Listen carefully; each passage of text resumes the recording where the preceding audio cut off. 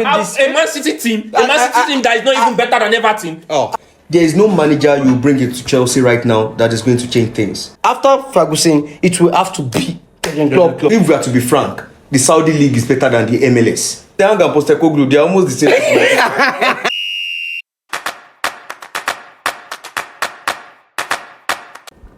Hello, wonderful guys. Welcome back to a brand new episode of your lovely podcast. And of course, today it has been a very wonderful footballing week, and we'll be discussing quite a lot of things. We had a lot of drama happen at the Tyneside of England involving Newcastle versus Luton Town. Chelsea keep on disappointing their loyal fans. They had a very terrible performance against Wolverhampton Wanderers. Of course, we had a title deciding match against Arsenal and Liverpool. We'll be discussing that as well. And Jurgen Klopp said he is leaving Liverpool FC. We'll be touching a lot. So we have a lot of things to cover. So you don't want to miss this episode of the podcast. And of course, I would not be talking about all this alone. With me in the studio today, I've got Prosper Westman here, the controversial guy. And of course, I have A-Triple as well, the man who always call Lewandowski a big flop. So let's get into it, guys. Chelsea, we need to start with them because I think they are beginning to look like a small team right now. A-Triple. Actually, I see Chelsea as a small team. It's not even a matter of me. I see Chelsea as a small team. Everybody knows right now Chelsea is a small team. You know, later in the future they might be a big team. It might start them as a big team, but right now they are a small team because over the past few weeks, over the past few matches, nothing has been changing. It seems Chelsea are going from fry pan to fire. Things are getting worse and worse and worse and worse. What do you think is the real problem? What's going on with them? Actually, what I see about Chelsea, there's a lot going on with Chelsea. One, I see the quality of players. They have a lot of players in which they don't need. They don't need some players in the team. They need some certain type of players. The manager needs some certain type of players, but the players he has, there's no way they can just trash the player off because, you know, they've given them a lot of contract years. Like this Mikhailo Modric, I think his contract is about... It expires in 2030 or 2031 or something like that. Yeah, that's and which is very baffling for the team because, you know, they want to change these guys seldomly. They want to change these guys often. But this contract, are we just going to terminate your contract? We just signed you. Okay, look at the likes of Caicedo. The guy is becoming overweight. Look at the likes of Enzo Fernandez. You know, they have this quality players, but I believe these are not the players the team actually needs. Now, the manager, they don't have to change manager because I know Todd Boehly. That's what is going to be on his mind. Okay, right now we have to change manager. Maybe we have to change power. Things are not working out. But I can assure you, if they still change manager, things will still remain the same. And so let me take it from your from what you just said and ask Prosper. Discipline is one thing that is very needed in any Chelsea, football team. Yes. In fact, not only football, in life, if you're going to be successful, you have to stay disciplined. There is something coming out of the Chelsea camp. There's a rumor coming out of the Chelsea camp, which he highlighted just now. Their players are coming overweight. Yes. Now, you see, the thing is, with the case of Chelsea, everybody has a fair share of the blame. You get me? Because even from the news that came out from the dressing room, there was a situation where they said at a team meeting they were highlighting to a player that you cost us a goal at Luton, and he told the coach it wasn't my fault. It wasn't my fault. I don't know if you get. First of all, this is a young team, and a young team needs a strong-handed leadership. Yeah. Now, you had a Jorginho. If you might tag him whatever you want, but you had a Jorginho in your team, which you shipped out, who was one of your big leader. Now, the only core leader in the dressing room is Thiago Silva, who is not fluent with English, with his English language, and he is to leave at the end of the summer. You gave a Reece James a captain armband, vice captain Chilwell, and then you gave a Conor Gallagher. Are those people leaders? Yeah. You gave your captain armband to someone who you can't vouch for to start 30 games. 30 games a season. Someone who is an injury-prone player. So I feel you might talk about on-pitch issues, yes, but has a lot of issues on pitch. But football every little details matters. Yeah. Every little details. There are no leaders to hold players accountable. And I think if we are looking at it from their on-field issues, I think that's a lot. They have a lot of on-field. I was watching the game against Wolverhampton Wanderers, and I saw a Caicedo that looks like he's in a no man's land. You know, if you are in a team, there was this all or nothing, Amazon all or nothing. There is this particular scene where Arteta actually assembled the team. He gave them an assignment that they should all close their eyes. You should know where your next guy is. You should know where your teammate is. Now look at Caicedo at Brighton. Even if he closes his eyes, once he receives the ball from his defenders, he knows that Pascal Gross is here. He knows that there is an overlapping Stupinian and all of that. Right now, there is no movement in front of Caicedo. There is no movement around it. So that guy is always taking that extra touch to kill the team. And once he takes extra touch in EPL, the game is evolving. The teams are ready to press you. Once you are taking too much time on the ball, you get pressed. Look at what that's happening to Kevin Phillips as well. So you just need to up your game. Because of Chelsea and players, many of their players coming into the team were world-class potential. Yes. Perfect example is Enzo Fernandez. I have known Enzo Fernandez since his River split day. A very wonderful potential. The World Cup, after the Saudi game, I told a friend, he's a big fan of the podcast, he would remember, I told him the key to Argentina going far in this tournament was on the bench, which was Enzo Fernandez. Because there was too much urgency in the midfield, and I need somebody to bring down that urgency. You had the Paredes, you had the Paul. There were so many adrenaline. Enzo Fernandez is so you needed that Enzo Fernandez. That's to tell everybody, you know what, bring the game down. Mm-hmm. And when he stepped in, things turned around. I've always been a big fan of Enzo Fernandez. Then you have the Moise Caicedo way, which he was every man's dream. And now you just see players going for a coach who had a CV for improving players. Every player is just digressing under him. You know, actually, I actually supported what you said, because you know sometimes it's not about having the world class player. Are these guys ready to work? Are they passionate about this team? Sometimes that matters a lot. Sometimes you might have a world class player in which you just believe that I'm just here to earn my funds and I've achieved a lot. You know, I'm expensive. Everybody wants me. Are you passionate about this about team? the club? Okay, look at the likes of Cole Palmer. He's not a world class player, but you know, right there, he's performing more than a lot of world class players. I can categorically tell you that. Are you ready to work for the team? The only person willing to put his life on the line for the badge at Chelsea right now is Thiago Silva. Even the likes of Raheem Sterling, most times you look at Raheem Sterling and you tell yourself, even Harvey Elliott can't make such decisions. But sometimes I watched a lot of Chelsea match in which Raheem Sterling has always been this like of little messiah for them, because you know, like Raheem Sterling always creates chances. He creates chances, you know, he can dribble through the middle, he can create chances, he can open spaces. But where is the finishing? Right from the defense. Okay, the likes of Disasi, the likes of this Senegal Nicolas Jackson. Nicolas Jackson couldn't even make this Senegal starting lineup. Imagine the starting striker for Chelsea. They are spending a club like Chelsea. A club that had the likes of Didier Drogba, Andriy Shevchenko, these great strikers. They are spending money. Ramadan Falcao, Diego Costa. Yes, they are spending money in the wrong way.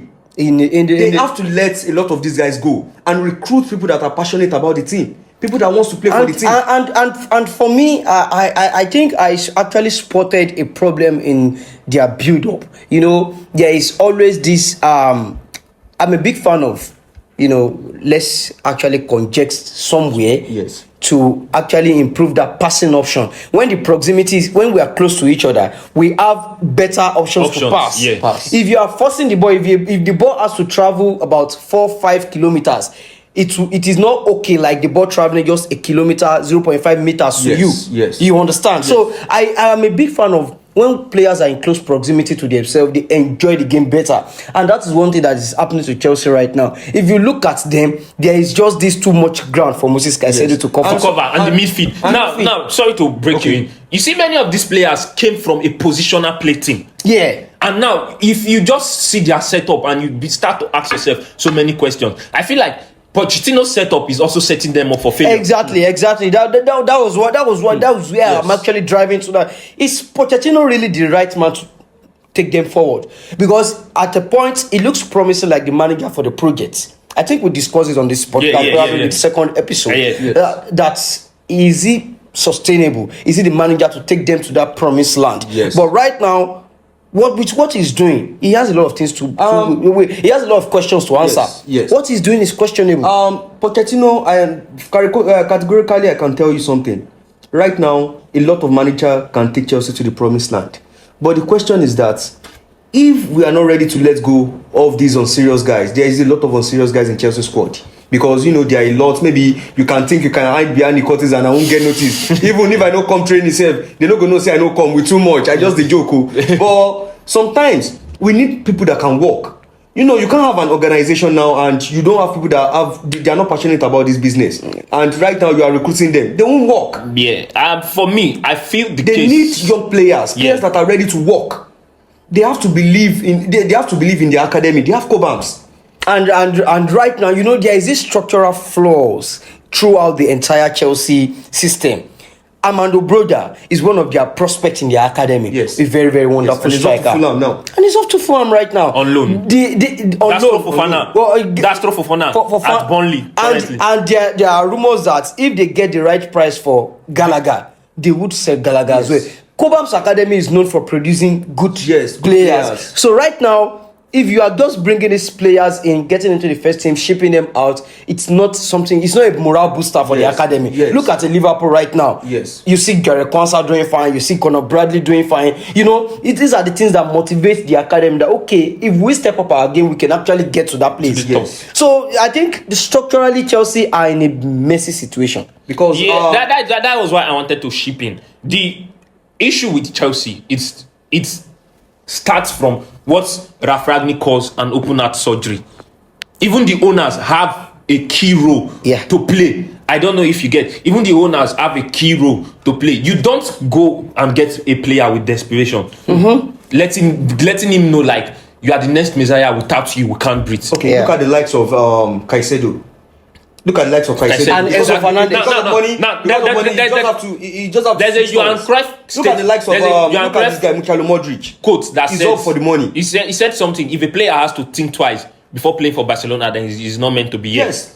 If you are getting a player that is coming in to play for the badge, then you will not have issues. But I feel there is a whole lot that need to be dissected back room before we even come to the on-pitch issue. But for the on-pitch, Pochettino has a lot of issues. A lot of issues. Because for a project which you were brought in to develop young players due to your CV, which has spoke for you from the past, the only person we can say has improved right now at Chelsea is Kopama. And what he's doing is not a news because we knew how good he was at Chelsea.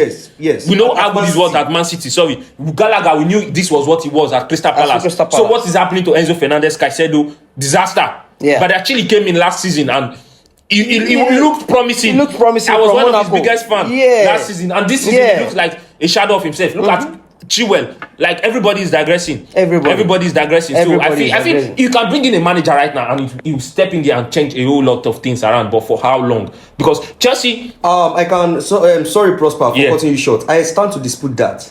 There is no manager you bring into Chelsea right now that is going to change things. See, let me tell you something. For you to change things, sometimes it starts from discipline. It starts from passion. If some set of players are not being offloaded from Chelsea, the team will remain the same. I can tell you that. Now, I don't care if Jurgen Klopp comes to the team will remain the same. I want to throw a question at you. Sometimes you just have to go back to the drawing board. Do you think Jose Mourinho would be at that Chelsea team and many of those, and Michael Modric would be playing football like a 12-year-old kid? He has to let them go. We are saying the same thing. And he has to let them go. He will put you in your place and let you know. Now, let's remember this season, Renato Sanchez, Jose Mourinho brought in Renato Sanchez into a game, and 15 minutes later, he pushed him out of the game. That's to tell you are not good enough. You should go to your place. You should know your place. I don't know if you get. Exactly. So I feel like Pochettino lacked the balls. As a manager, he lacks the balls to make that big decision. And let me throw this in. In any club, for you to be successful, there must be a culture. Yeah, this culture is not like the cultural dance, the Nigerian cultural traditional dance. You know, there are things in a successful team that they follow. There are this pattern. Now, a team like Arsenal, there was a time that Arteta actually advised each of the players, whichever of you that is still single, you need to settle down as soon as possible. Yeah. That gives you a sense of responsibility as a married man. Yes. Now, as a married man, you wake up in the morning, you see your wife and your kids, you are motivated to go to your workplace. Right. You're right. You don't go to clubs often and often. I think that's one thing that's happening to Manchester United. It looks at the likes of Gideon Sancho, Rashford. These guys are not always, they are not responsible yet. They have not assumed that level of responsibility. No responsibility. Zero.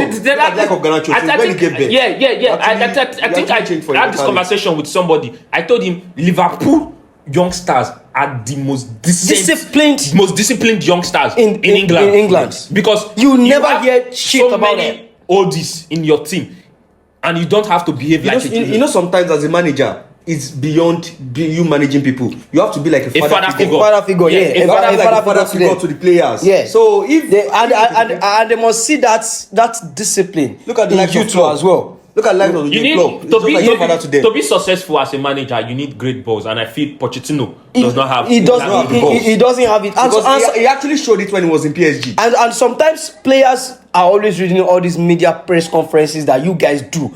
There was this time that Pochettino actually threw someone under the bus in Chelsea. He said, "Man, Lassa, he doesn't know who the player was." Look at that. I am a Chelsea player. I am Man Lassa, and I'm going through the internet. I saw my manager's presser. Say you know Sabian. You know it's so disheartening. It's so disheartening. According to someone, he said Pochettino right now sounds like a defeated man. he looks like a man alone in an island and does not know where to go from there. He does not know where to go from there. So the case of Chelsea, we can keep just talking about Chelsea for 50 years. Yeah, I think so.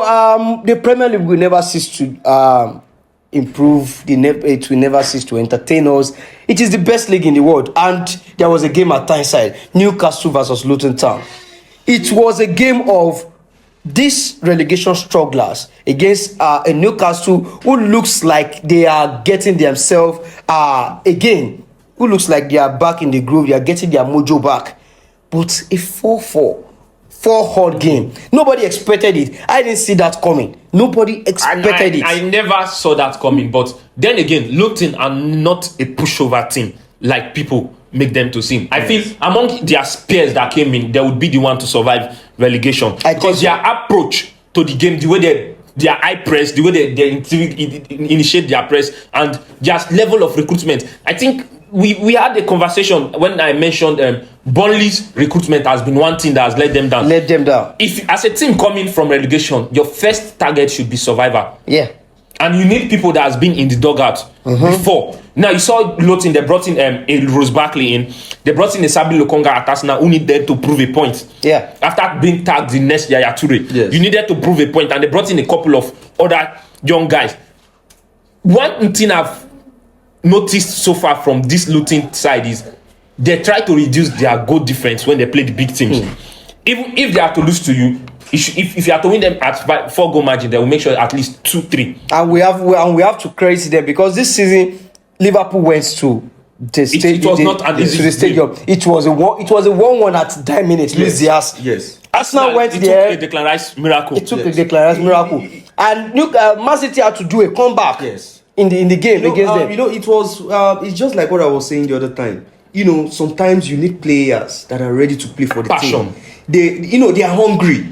You see, looking at from A to Z, looking at Luton players, there is no maybe their combined salary is just only Caicedo's salary. You understand? I know what I'm saying. That's true. They are hungry. They want to shine. They want to be out there. That's the spirit. When sometimes when you believe in yourself that okay, I can do this, you can go places and you can break anything. And they understand the fans. Sometimes as I was talking about culture the other time, as a manager, you want to connect with the fans. You want to connect the players with the fans. When the Klopp came in, I think there was a game that Liverpool actually drew was West Brom 2-2. It was West Brom, and after the game, he took the players to the front of the cup. They had to start clapping for the fans and all of that. You know, people were like, "Is this man crazy? You just drew West Brom 2-2. What are you celebrating about?" So you know, he was trying to create that bond, that connection between the fans and the players. The Luton players, most of them, Luton is a very small community. They have a smallest stadium in England. Yes, but when you go there, you feel the passion. You feel that this is a stadium that has art. The fans have a sense of belonging. Among them. Even a lot of their players, you know, the most beautiful thing about them is that they didn't change a lot of players. You know, those players, they have been climbing stages, they have been climbing ladders. So they want to be on the top. They want people to sign them, they want to make money, they want to shine. So that's what we're saying. You know, sometimes let's assume that, okay, look at Nottingham Forest. Nottingham Forest, season by season, that's how they will be suffering, because they actually change a lot of players. Nottingham Forest is a club with direction.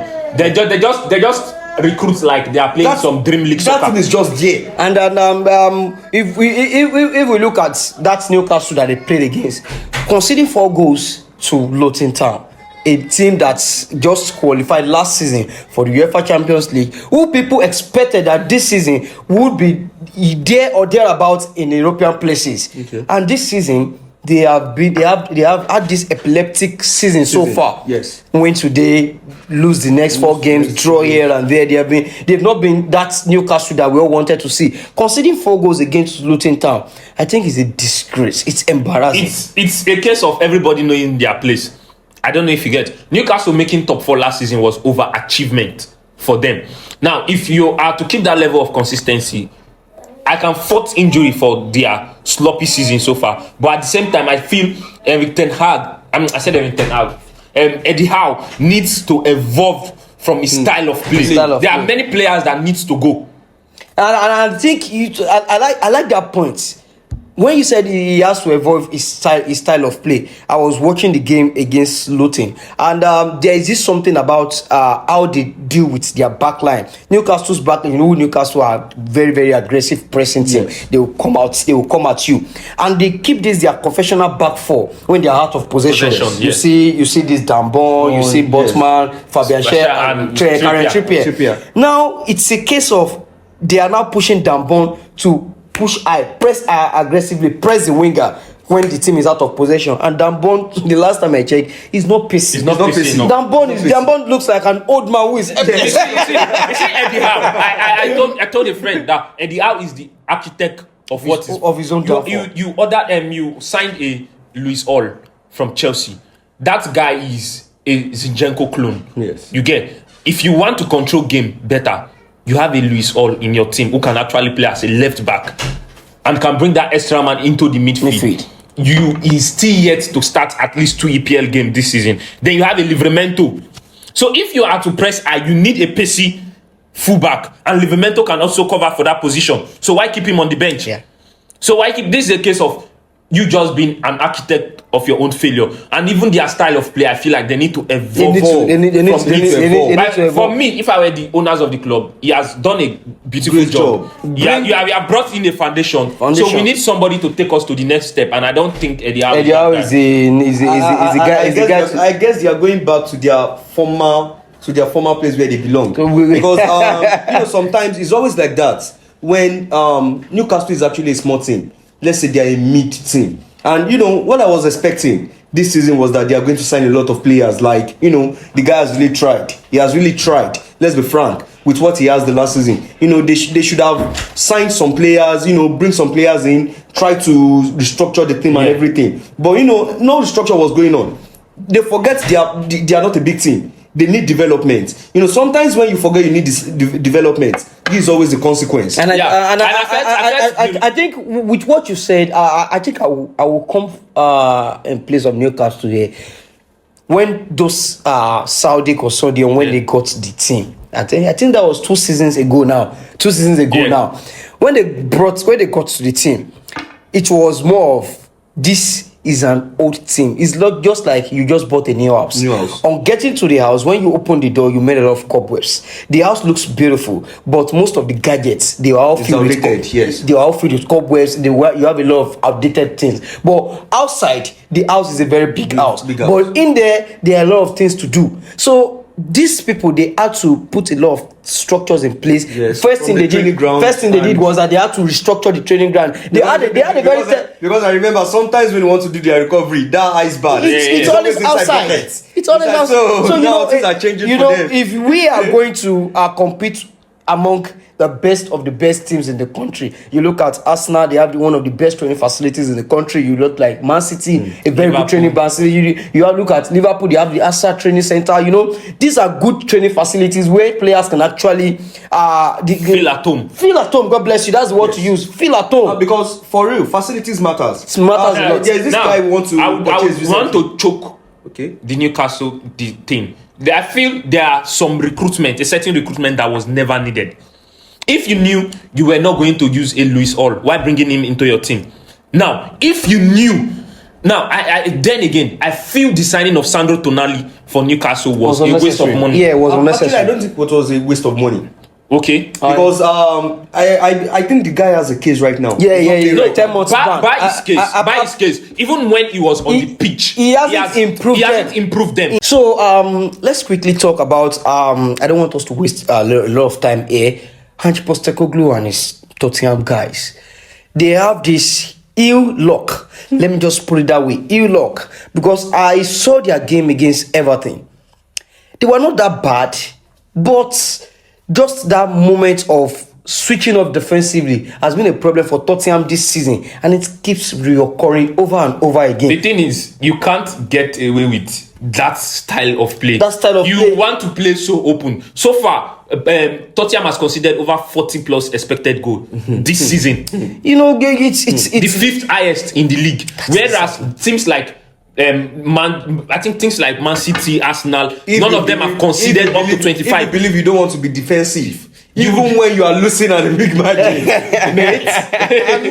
So I feel he needs to learn to control games better. Because in his approach, he uses two inverted fullbacks, which tucks into the midfield, and you leave so much space for your team in behind. I don't know if you get the rest defense structure without Bissouma is very scrappy. Yeah, it's very scrappy without Bissouma. So I feel there's a whole lot he needs to learn. You can't keep getting away with it. But so far, what he has done for them, it's amazing in the eyes of people. But I feel like if you continue at this pace, it will get Nemesis will catch up with him. Okay, we had a debate about them earlier this season. I think it was one of earlier episodes of the podcast. We were discussing about Tottenham when they were top of the tree. Yeah. Then I remember you prophesied that the game of Chelsea will be their downfall. Yeah. And since if you can remember in the podcast, I said it. I said that was not their position.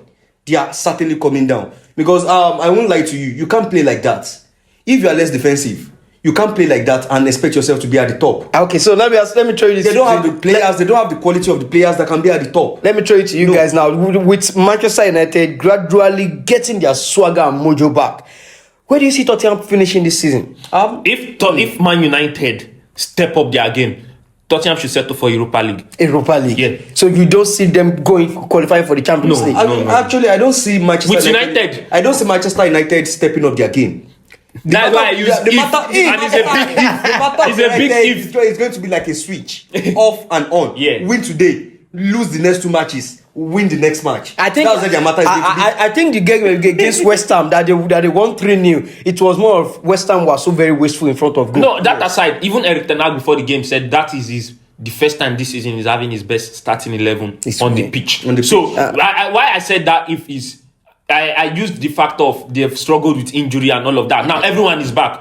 The Lisandro Martinez, Casemiro, is injured again. Yes, the butcher has gotten butchered. I think Lisandro was butchered last match. But then again, their best defender this season is back. Harry Maguire is back. Varane is there. Everyone. Harry Maguire is not reliable. He's back for real. He's not reliable. We all know he's not reliable. You can't rely on Harry Maguire. We all know that. But he's back. If they should, he's back. They should step their game. Very soon we'll start hearing Harry Maguire. It will be easy for them. To be an easy peasy for them. Even Aston Villa, I don't believe that place is their place. Yes, same here. I think for the sake of England and for the pedigree of the league, I would prefer a Spurs qualifying for Champions League ahead of Aston Villa, because if Aston Villa should qualify for Champions League. It will just be the reputation of England. It will just be a case of Newcastle all over again. Yes, all over just again. Look at Newcastle. These are not teams that But are the thing is, ready to Spurs represent. can't qualify. stand up The to- Spurs can't qualify to the Champions League with such approach.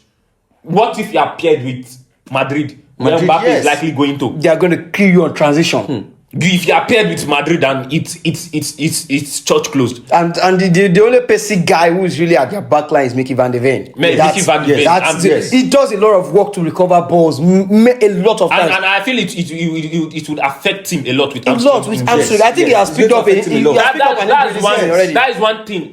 Liverpool players, a couple of them, Szoboszlai and Nunez, have been struggling with this season because of their intense style of play. It has accumulated so much muscular injury for them. Yes. The same thing Newcastle is also struggling. I don't know if you get that. Every press, every game accumulates a lot of aggressive style of play. a lot of muscular injury for players. I think Spurs needs to sign new players, quality players. Yeah, they need to build their squad. The squad is not really that wide.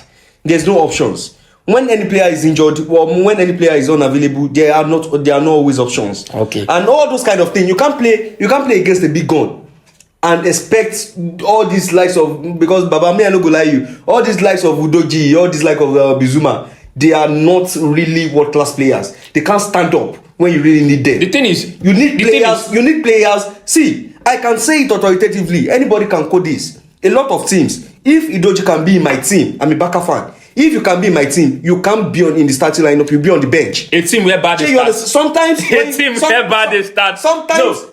when you have a player that is what to be on the bench, when you have him in the starting lineup, you will know there is a problem. Let me tell you something.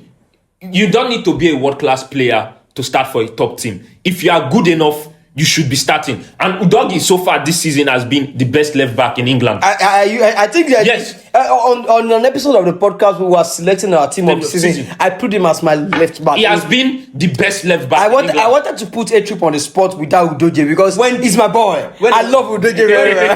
Let's say because there's no competition. The thing you would come at Tottenham is they need to build a squad.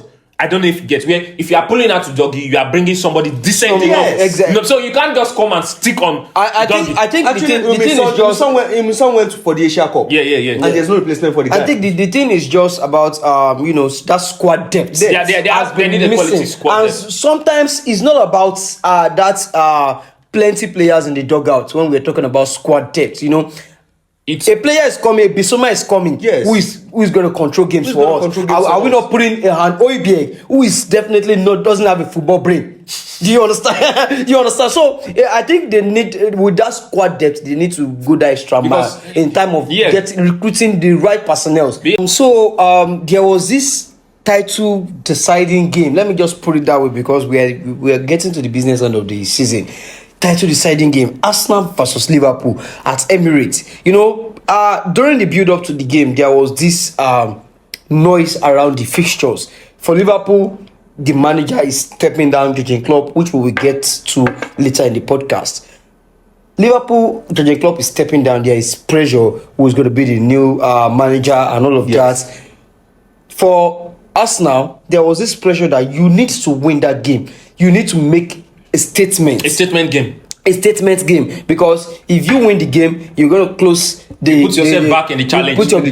If you lose the game, Liverpool will go 8 points clear at the top of the summit. So there was a lot of expectation around the whole fixtures, and I have to say this as an opposition fan, I have to give all credits to Arsenal.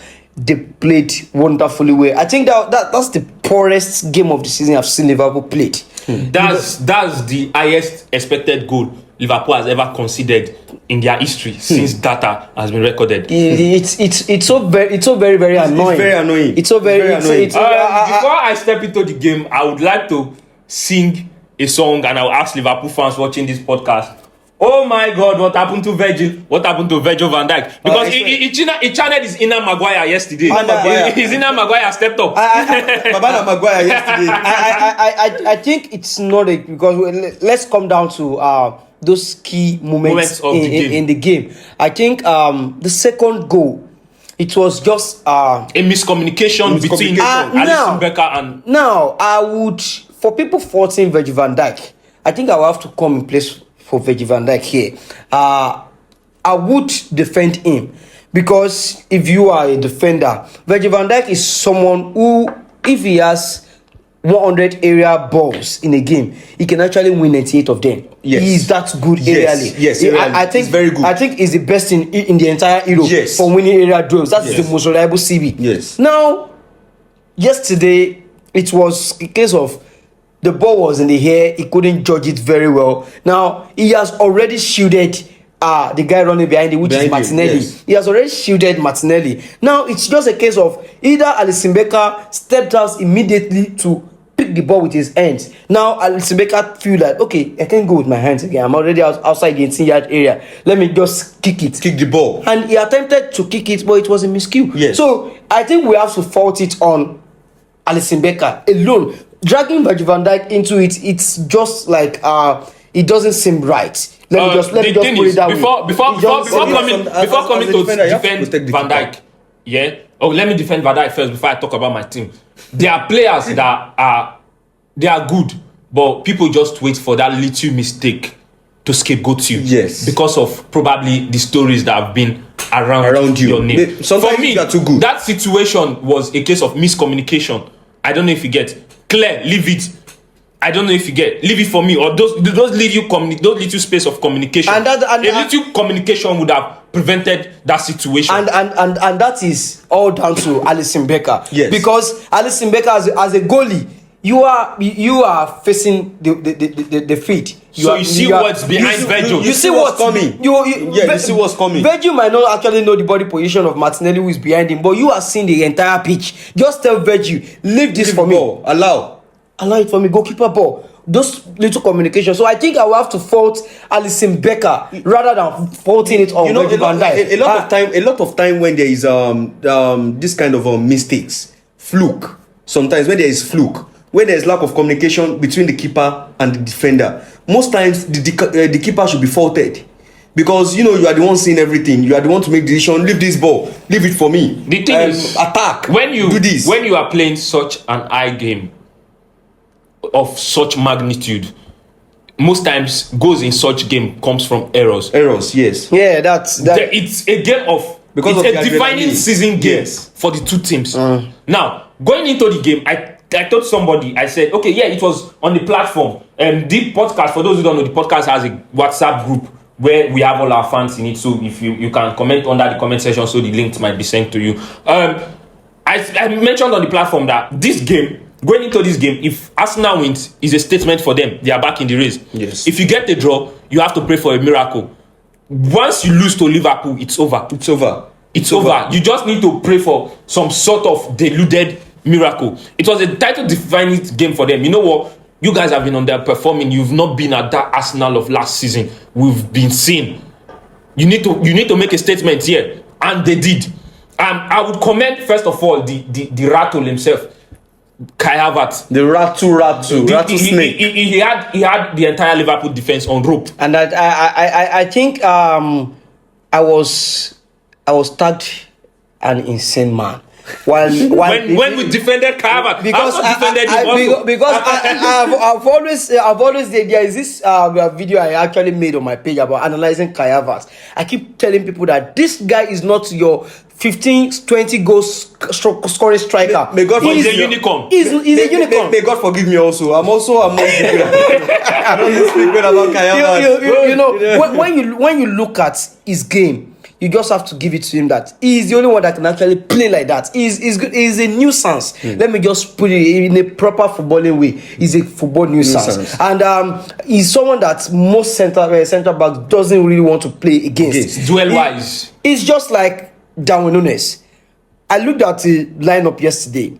There was no Dominic Szoboszlai. There was no Darwin Nunuez. I was telling a fan, like, this is going to be a very terrible game for Liverpool. In as much as Darwin Nunuez is always missing the goal, he's always missing open net, missing 4, 5, 7 chances in a single game, he remains a very big nuisance to defenders. Yes. And Liverpool wants to have him up front. Liverpool needs Darwin Nunuez in the team. In the game. Even if he keeps messing up chances, 10, 15 chances in the game, is scoring only one. He just needs to be on that pitch. Because what is going to offer, I think we're going to dive into it later in the tactical section of this podcast. We're going to actually dive into how Liverpool actually missed Darwin Nunuez and Dominic Szoboszlai in the game. We'll get to that later in the game. But I think we have to dove our cap for Mikel Arteta. Yeah. What he did was awesome. I wasn't expecting the double pivot of Jorginho and Rice. He actually used it.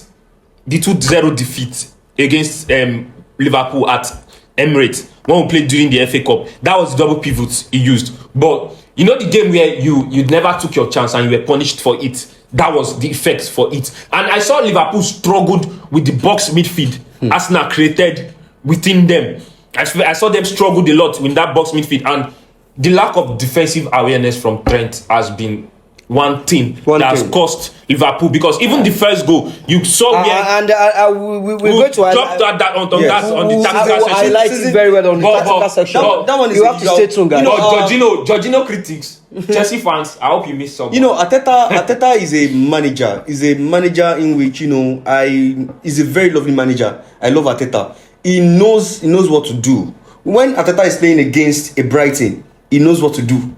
When playing against a Brighton, he knows what to do. When playing against a Liverpool, so we can't just Arsenal winning yesterday. They actually deserve it.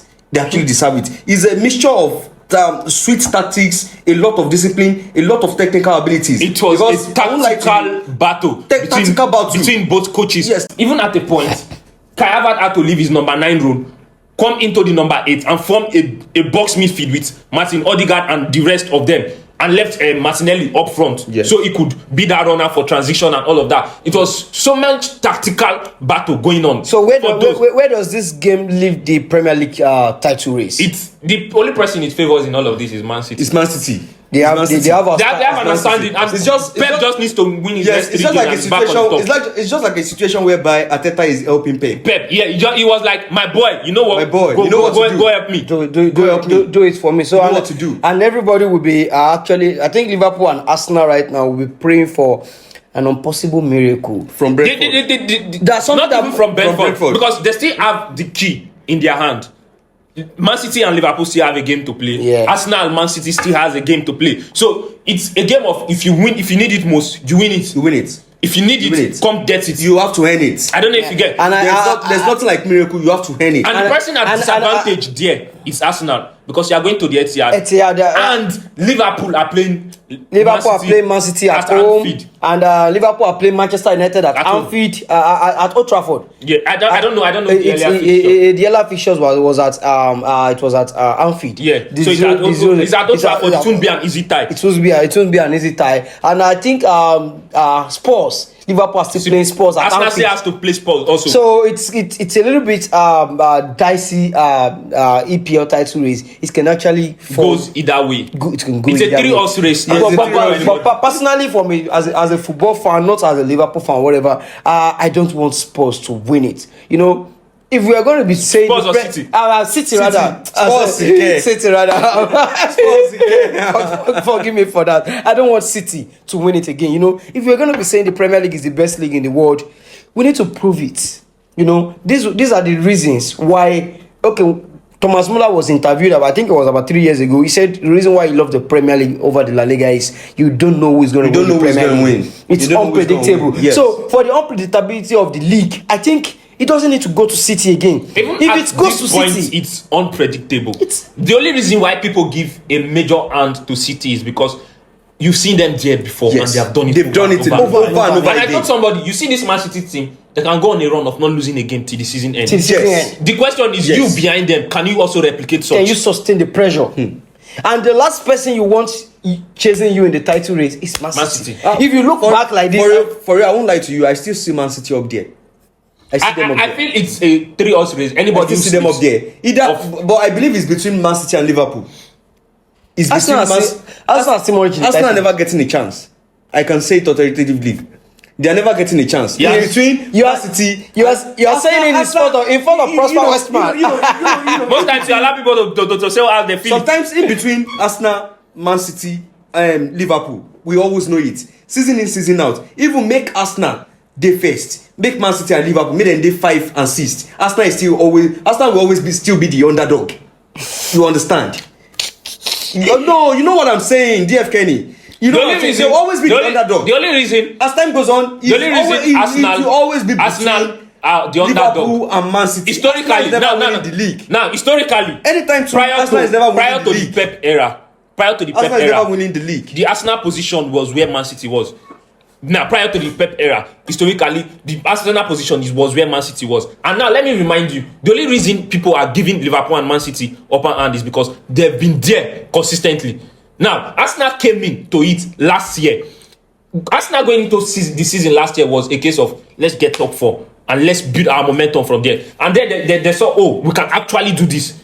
And they picked up from it. And then whatever happened. And now this season again, they are back there. Now, the only reason people are not giving them that hand of that level of City and all of that privilege is because Man City and Liverpool have been there over the years, and we've seen Liverpool top the league with 5 points and City still picks up from there. But sometimes it's not about being there before. Sometimes the aura you see in a team. Sorry. Yeah. Sometimes the aura you see in a team. Yeah. You might never be there before, but the way you fight, sometimes you might fight like a warrior. You might fight like a champion. I see Arsenal as, they are not really a fighter. Like Barcelona, they are not really a fighter. They are like Xavi's Barcelona. No problem. Sometimes they are just there to give people tough times. Sometimes for how long? Sometimes for how long? That should be the question. They just want to give people sometimes for how long? Tough times, and at the end of the day, sometimes for how long? This your sometimes standard last season. They are just back at the normal place. I think you're saying Arsenal are not title contenders. I think it's a little bit outrageous. They are not title contenders. They'll always be where they belong to. I think we need to give them. They'll always be. We need to give them credit. We need to give them credit for what they are doing. Credit, but it's very glaring, bro. I don't know how to explain this. I want to ask you a question.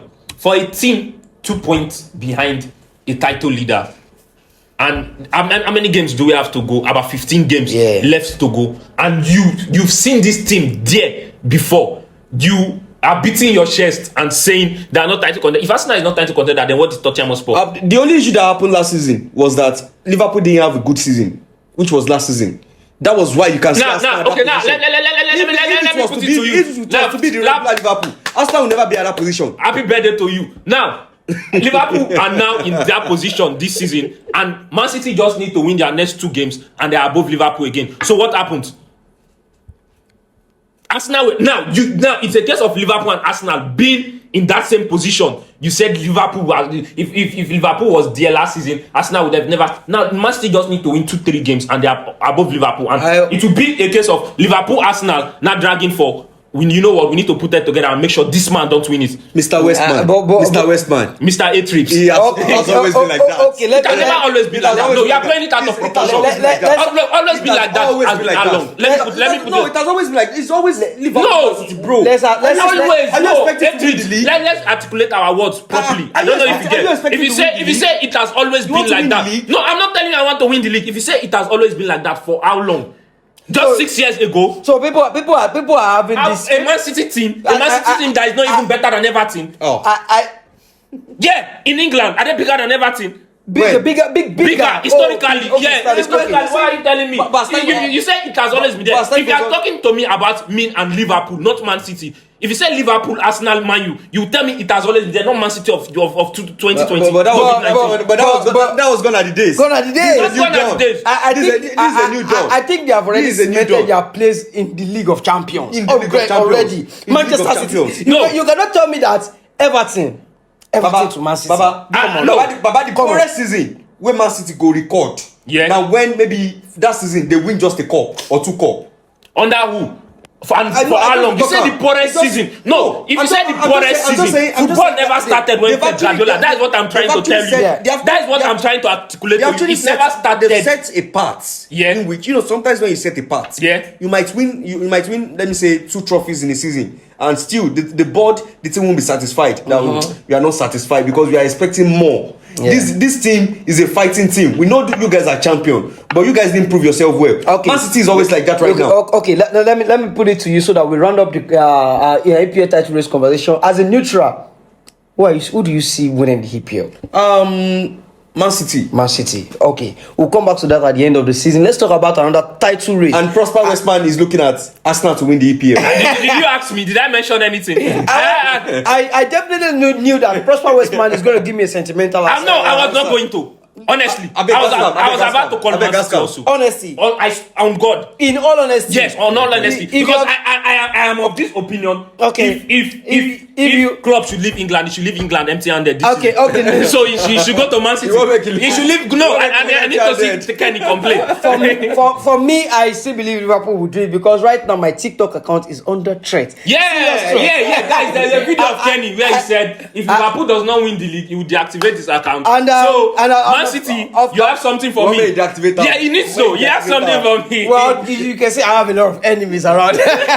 So let me ask you about the Serie A title race. Just like the EPL title race this season has been so wonderful. It has been a case of Inter Milan, Juventus. Inter Milan are having this wonderful season, but with just a slip, Juventus are there to take over.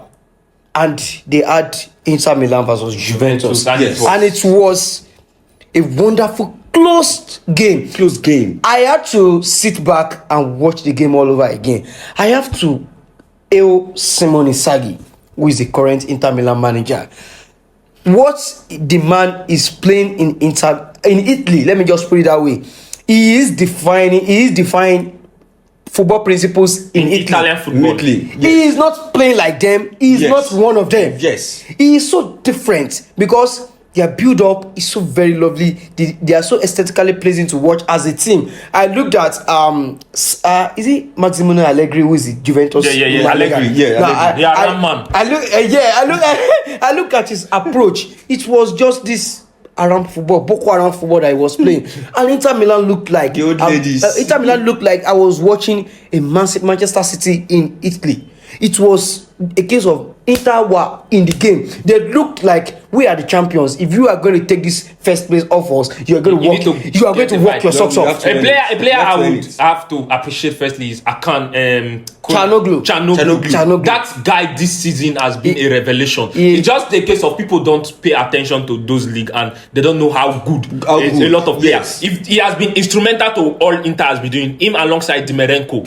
They are left wing back. For me, I feel Dimarco. For me, I feel it's Inter's league to lose because so far the Italian league this season, I would give kudos to Juventus considering where they are coming from last season, the entire point deduction and financial issues and all of that. Allegri has done a decent job. A very wonderful job. Decent job to come toe to toe with these monsters because these are Italian monsters. And the fact that Allegri has to work with some academy graduates, the likes of Fabio Miretti, those coming from the academy. You look at the Inter Milan team, you look at it's a team of experienced players. Locatelli, unlike the likes of Juventus. Juventus still have these players. Look at Mackenzie, someone who is just coming back from United. You have these players in the Juventus team that they still lack that experience. But in the Italian team, Inter Milan team, they have this know-how of how do we win the league. We have the experience. Gabriel Jesus stated one thing last season. He said Arsenal doesn't have the mental resilience to stay in the title race. Just like Man City, when you have those people in your dressing room, like, guys, calm down. We've been there before. We don't need to panic. You can't tell me I've been driving for 7 years. Someone who is just taking his first driving lesson today will be scared when he gets on the road. Yes. Someone who has been driving for 7 years will feel relaxed. That's just what's happening in the title race in Italy. I think we just have to credit Massimiliano Allegri. The addition of a lot of new players, the team structure, the team management, it has really changed a lot because I can the likes of Marcus Thuram. Thank you. I wanted to mention Benjamin Pavard. Yes, Benjamin Pavard, and it has really changed a lot. Before and is it Lisandro? No, what's this Martinez?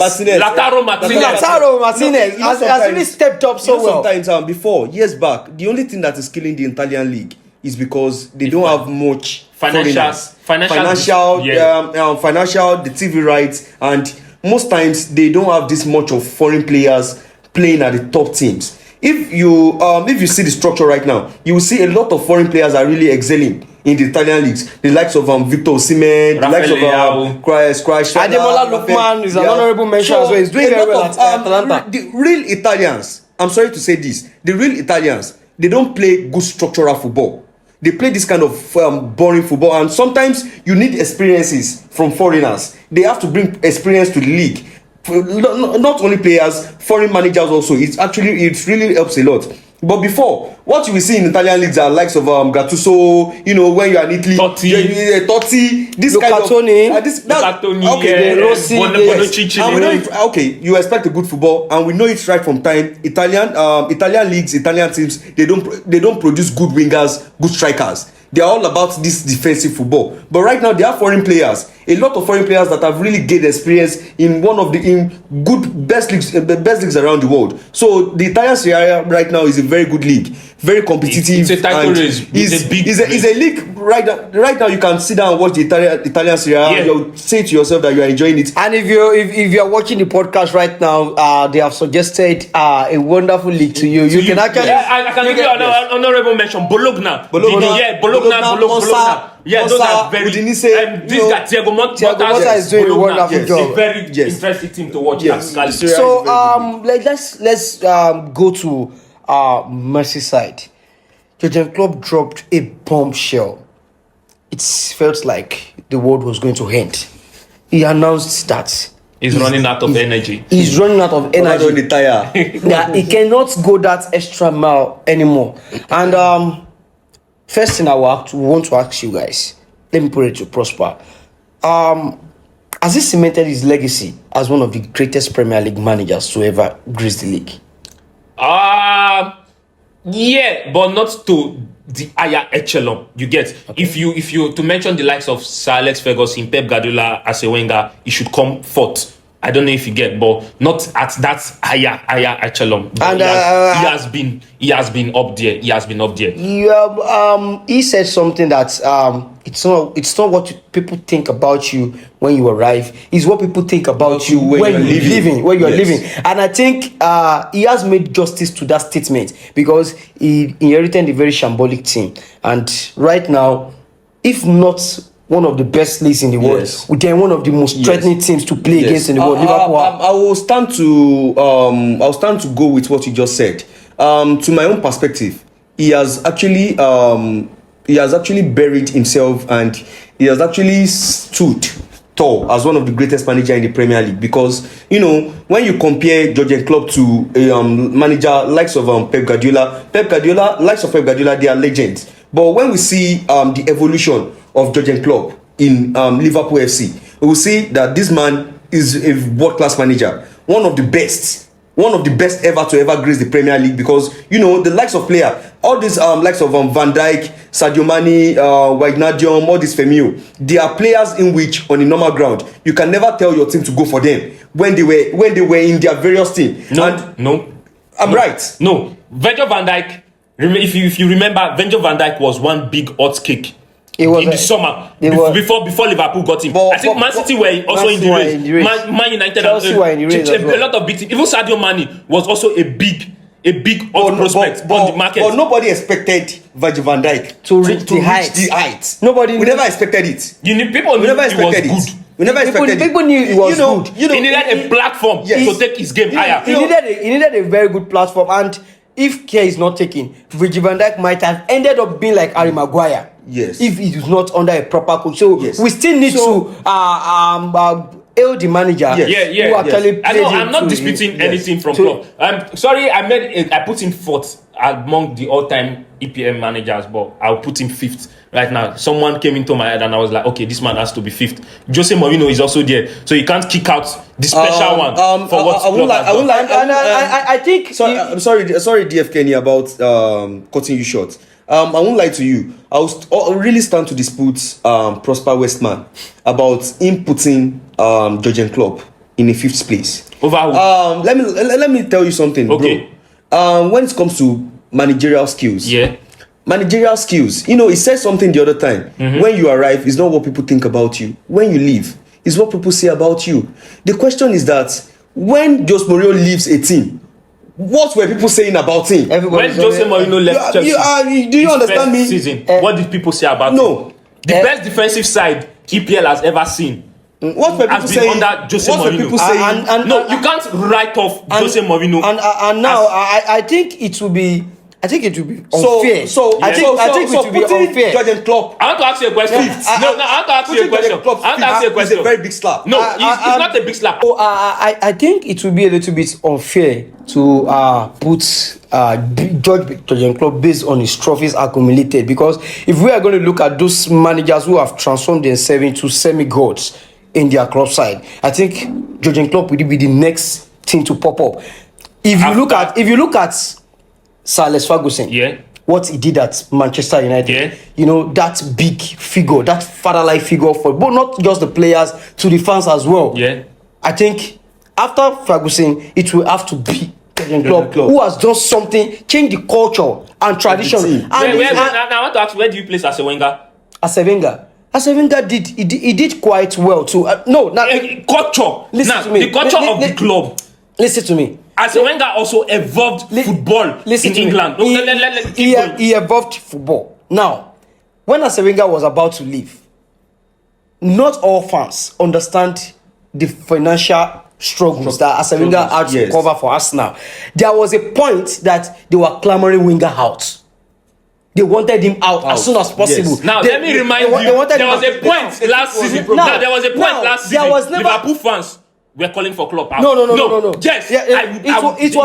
It was online. They were all over online. They said it was a group of Liverpool it fans. was just some group of Do they be Liverpool fans? It was just yes, all right. They were Liverpool. Liverpool fans.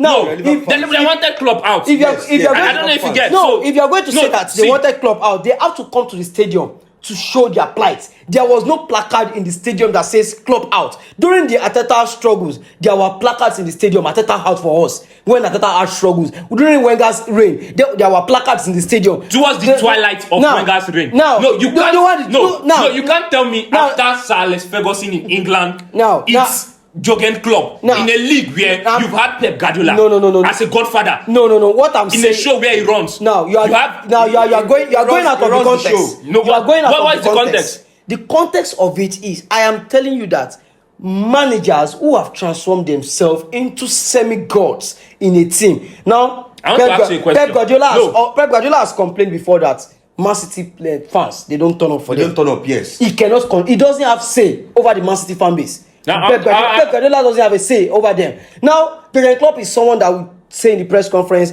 I don't like what our fans did last match. Next match, I want them to do like this. And they will. God so good, next game they would turn up.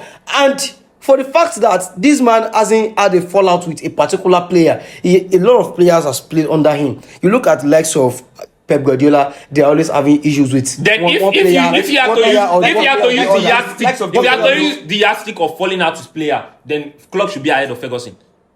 Yeah, I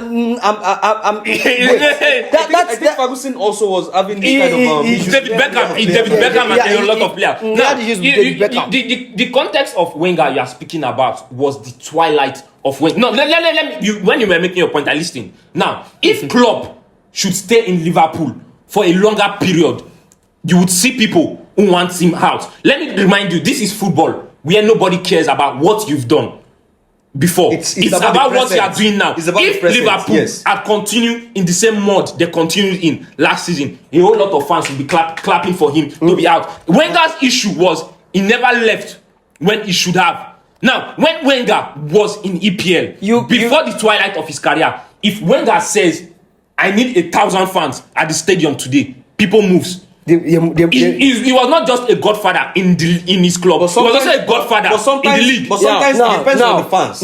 It depends on the fans. Now, at a point, Arsenal fan base was split into two. some who have the good opinion about Arsene Wenger, who still remember the good old days. That's why I still say now speak on the twilight towards the end of Arsene Wenger's career. I don't know if it was towards the end. Now listen to me. That was what we're clamoring. You can never say that if Jurgen Klopp should continue at Liverpool, he will have the same fate as Arsene Wenger had at Arsenal. It's not the same financial issue. Because right now the same financial issue Liverpool fans clamor about, that FSG don't spend money. It's not the same financial issue. No.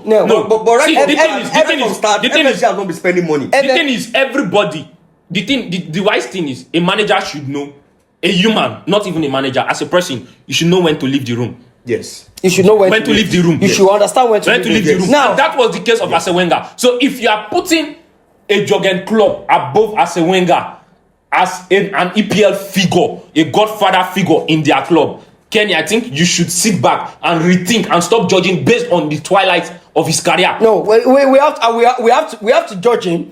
It happened to him, so nobody gives a damn whether it happened at 12. Nobody gives a damn if it happened. You can't. There's no way. No, there's no way. Nobody gives a damn. Nobody gives a damn. If Wenger should stand out, if Wenger and Klopp should stand to advise a player in EPL, the player would want to hear from Sir first before even listening to Klopp. Yes, he's an icon. He's a god. No. That's you are beginning to overrate Klopp. You are beginning to overrate. No. His father figure ends in Liverpool. Many non-Liverpool fans does not like Jurgen Klopp. Many? Yes, non-Liverpool fan. Non-Liverpool fan. His father figure ends in his club. I'm telling you, a father figure that extends out of the league. You don't expect a lot of non-Liverpool fans to like Jurgen Klopp. No. Now listen to me. The only people who don't like... The day he announced that he's leaving, yeah, I can tell you a lot of opposition fans, a lot of opposition big players, ex-players, that they were saying this is a bad thing for the Premier League. You like Rio Ferdinand, who said it's a bad thing for the Premier League. Gary Neville said the same thing.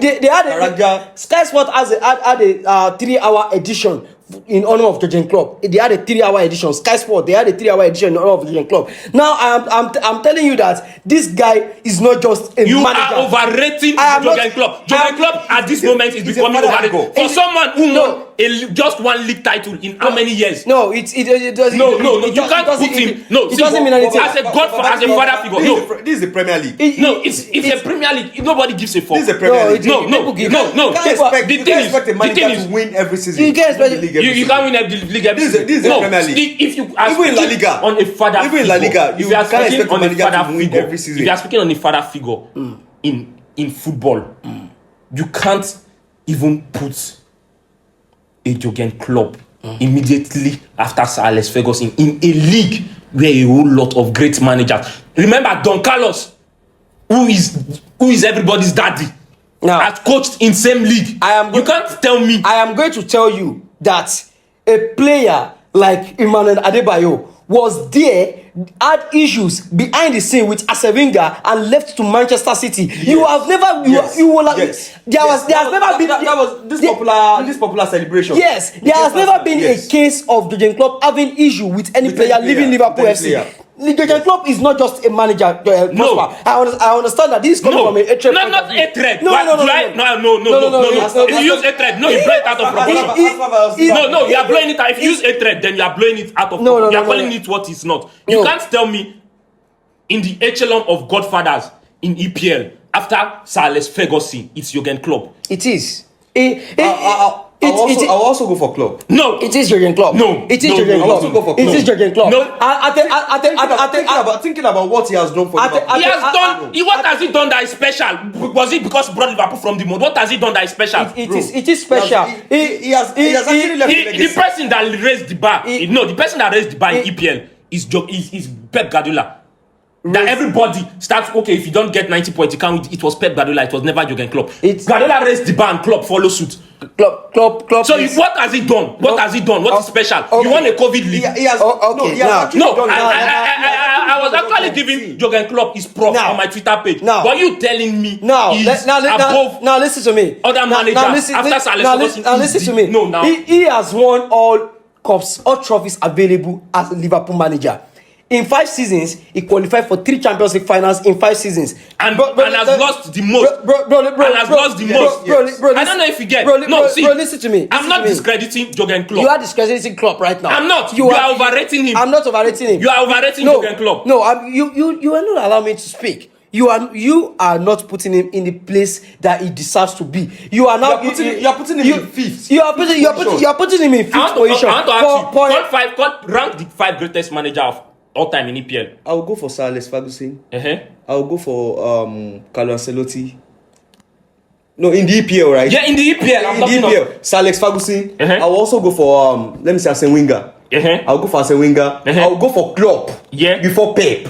Okay. Before Pep. You go for Klopp before Pep. I will go for Klopp before Pep. No, you have speak. I don't hear it now. Klopp before Pep. Your 5 greatest manager of all time. Now in EPL. Yeah. So we'll get out of this topic. Yes. So if you are telling me that I should judge 5 great managers in the English Premier League for what they have done to the team. Now, when Manchester United employed Sir Alex Ferguson, they were in doom. They were in doomland. No man's land. He got them, brought them back into pieces. He got the faggy babes of that 1992 class, the likes of Scholes, the likes of Giggs, the likes of David Beckham, and the likes. He brought them back to that echelon of a very big team. Number 2, you have Arsene Wenger, who brought Arsenal, who brought Arsenal back to competing against Manchester United in the Manchester United prime years, and you definitely go for Jurgen Klopp. I'm not going to rate Pep Guardiola in front of Pep in what they have done to their team. Now, I want to remind you that Pep Guardiola inherited a team that just won the English Premier League title from Serie Betis coach Manuel Pellegrini. I want you to know that Man City was already stable before Pep came in. Pep just came in to improve. So how can it? I'm telling you now because it was before Pep. I'm giving you a platform to speak. They had this like of Eddie Dzeko, Wright Phillips. You should keep before Pep came in. Before they had likes of Sabaleta, they had likes of Bakary Sagna, Clichy, and now for what Jurgen Klopp has done, Liverpool were out of Europe places when Jurgen Klopp came in. They were out of Europe and the likes. The players that were available to him at his disposal, they were below par players. Below par players. Terrible footballers. When Pep came in, he had the likes of Yaya Toure, the likes of David Silva at his disposal. He had good players that he can actually work with before his first transfer window. He had good players that he can work with. But look at Klopp. Klopp inherited a very not functioning team. Now, it's a question of rank your top 5 EPL greatest manager. Now, I want to come to you now. You can't be greater than Pep in a league where Pep had more influence than you. Influence? How? He raised a lot of bars. How? The fact that every team today wants to play like Pep Guardiola, it's a big influence on England, on EPL football. How? Nobody wants to play the heavy metal football like Jurgen Klopp. Every team wants to be a Guardiola kind of perspective. Now, the fact but my perspective, it's very easy to be like Klopp. No. It's not easy to be like Guardiola if you don't have money. Now, you know, there is one thing. Brighton played the same almost pattern of football. How much squad do they have? They don't have the most expensive squad. I will put him on the spot. Yeah. Now, the fact that everybody wants to counter press immediately after losing the ball, Pep Guardiola said it that he learned that from Jurgen Klopp. He learned it from Jurgen Klopp. Guardiola has always give every manager he faced his flower. He has even come out and said he has learned a lot from Thomas Tuchel. Now, so that does not make Tuchel better than you can learn something from someone. Exactly. If you are telling me that a manager who lost the league with 1 point and who actually won the league with 99 points against Man City, who are so very good. The same Man City won the league with 100 points against the Centurions. Premier League is mine. Guardiola raised the bar. Guardiola raised the bar. They both raised the bar. Guardiola raised the bar. They both raised the bar. The thing was, Guardiola took the bar. It was left for everybody to keep up with it. No, it was more of it. What he was trying to say is that Guardiola raised the bar and likes of Klopp, they picked up with it. If there was never Guardiola chasing the bar. Exactly, everybody was chasing the bar. It was more of like, okay, there is this team always consistent behind us. We need to fasten our seat belts. That's what happened to City. If there is no team behind them, there is no team to push them. They won't even be where they are at the moment. They now won't let's be remind you. They won't have this big history. Now, prior to Guardiola at La Liga, what does La Liga look like? Before the Guardiola and Mourinho era, Yes. one came in and raised the bar. The other could not step up. He stepped up to a level and he could not sustain the bar anymore. He left. Prior to the Pep Guardiola and Mourinho era. In La Liga. Nobody was winning. Nobody won La Liga with 100 points before then. I'm good. No, you might not win. You might not win La Liga. No, the way Guardiola plays. He's a bar raiser and it's a very good influence to anything. To any league. What? I'm very sure if Guardiola gets to Serie A today, they will change the way they play. What Klopp did what Klopp did at Borussia Dortmund? Yeah. I'm not sure any manager can actually achieve what he achieved, back-to-back Bundesliga titles during the era where Bayern Munich were at the peak of their game. You had likes of Schweinsteiger, had likes of Robben, Lewandowski, he had Ilkay Gundogan. He had a very good squad. He had a good squad.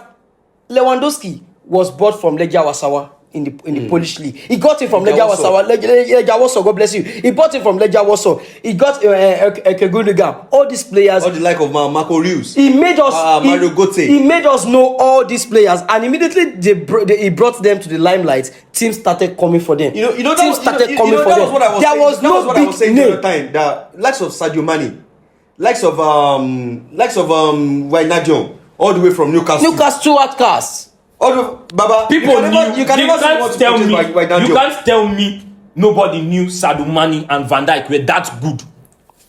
They needed a platform. Let me use an example of a current player, Rafael Leao. If you watch Rafael Leao, you know this boy is good. He needs a platform to take his game to the next level. That was what Klopp did with Van Dijk, Mane, and a couple of other lads. Now, what happened to Naby Keita? I want to ask you. Sometimes you can't help injuries. You can't help injuries. You can't help injuries. He's not in the body of Naby Keita. You can't help injuries. He's not in the body of Naby. Let me tell you.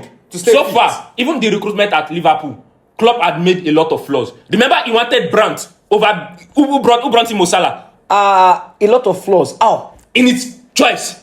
In his choice. Now, you remember Liverpool wanted Brandt. Players. No, he wanted Brandt of recruitment. When Michael Edward kicked against it and brought in Mo Salah, who is the Egyptian king right now. He wanted a different player from Sadio Mane. The board of the sporting director kicked against it and brought in a certain Sadio Mane. So if you have to give an accolade, you shouldn't even. Jurgen Klopp has never come out in a press conference and tell me that the choice of player he wants is Brandt. Now, I'm telling you, we read transfer news. We read transfer know news. These things. I am telling you that people actually make up transfer news for clickbait to entice readers to click the news. Now, I am telling you, we knew these things. If you look at, he doesn't watch Mo Salah. Mo Salah came in and became a sensation immediately. He fitted into Jurgen Klopp's system very, very well. Now, I am telling you, check this thing. You don't take for this. They don't think like it. Okay, let's move to next topic. I'm telling you, finish that one. This thing just keep on for mobile version. Then go drag una too for TikTok. Una way go put Klopp ahead of the rest people. Now very big controversial topic. If you get Poja to even help you repost them. Poja don't big no more. Poja no go repost. Poja na me. Wetin I dey talk go. I don't forget. I be talk about in choice of players where he sign, where choice of players where inside. Yeah, you talk say Julian Brandt. Where say transfer news say they accurate sometimes. May you forget because of lights. Yeah, we do what we want to do. Yeah. So if you are going to think about Jurgen Klopp, Michael Edwards says they don't approve any transfer without Jurgen Klopp giving the final say as the head coach. That is one thing that he has at Liverpool. That is one big strength that FSG actually gave him. He has the final say on transfers. He actually worked with Michael Edwards closely.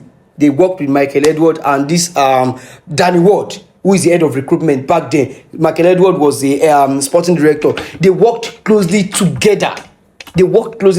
So I think where he ranks as in the league of all-time greats in the league, I think that one will divide opinion. Yes. So let us know where you will rank Jurgen Klopp in the list of all-time greats in the Premier League. And let me just ask you a quick one. Who do you think is this possible successor at Liverpool? Nigel, nobody else. The Xavi Alonso shenanigans people are talking about. If you watch Leverkusen and the way they set up, the only player that is favorable to that system is probably Darwin Nunes.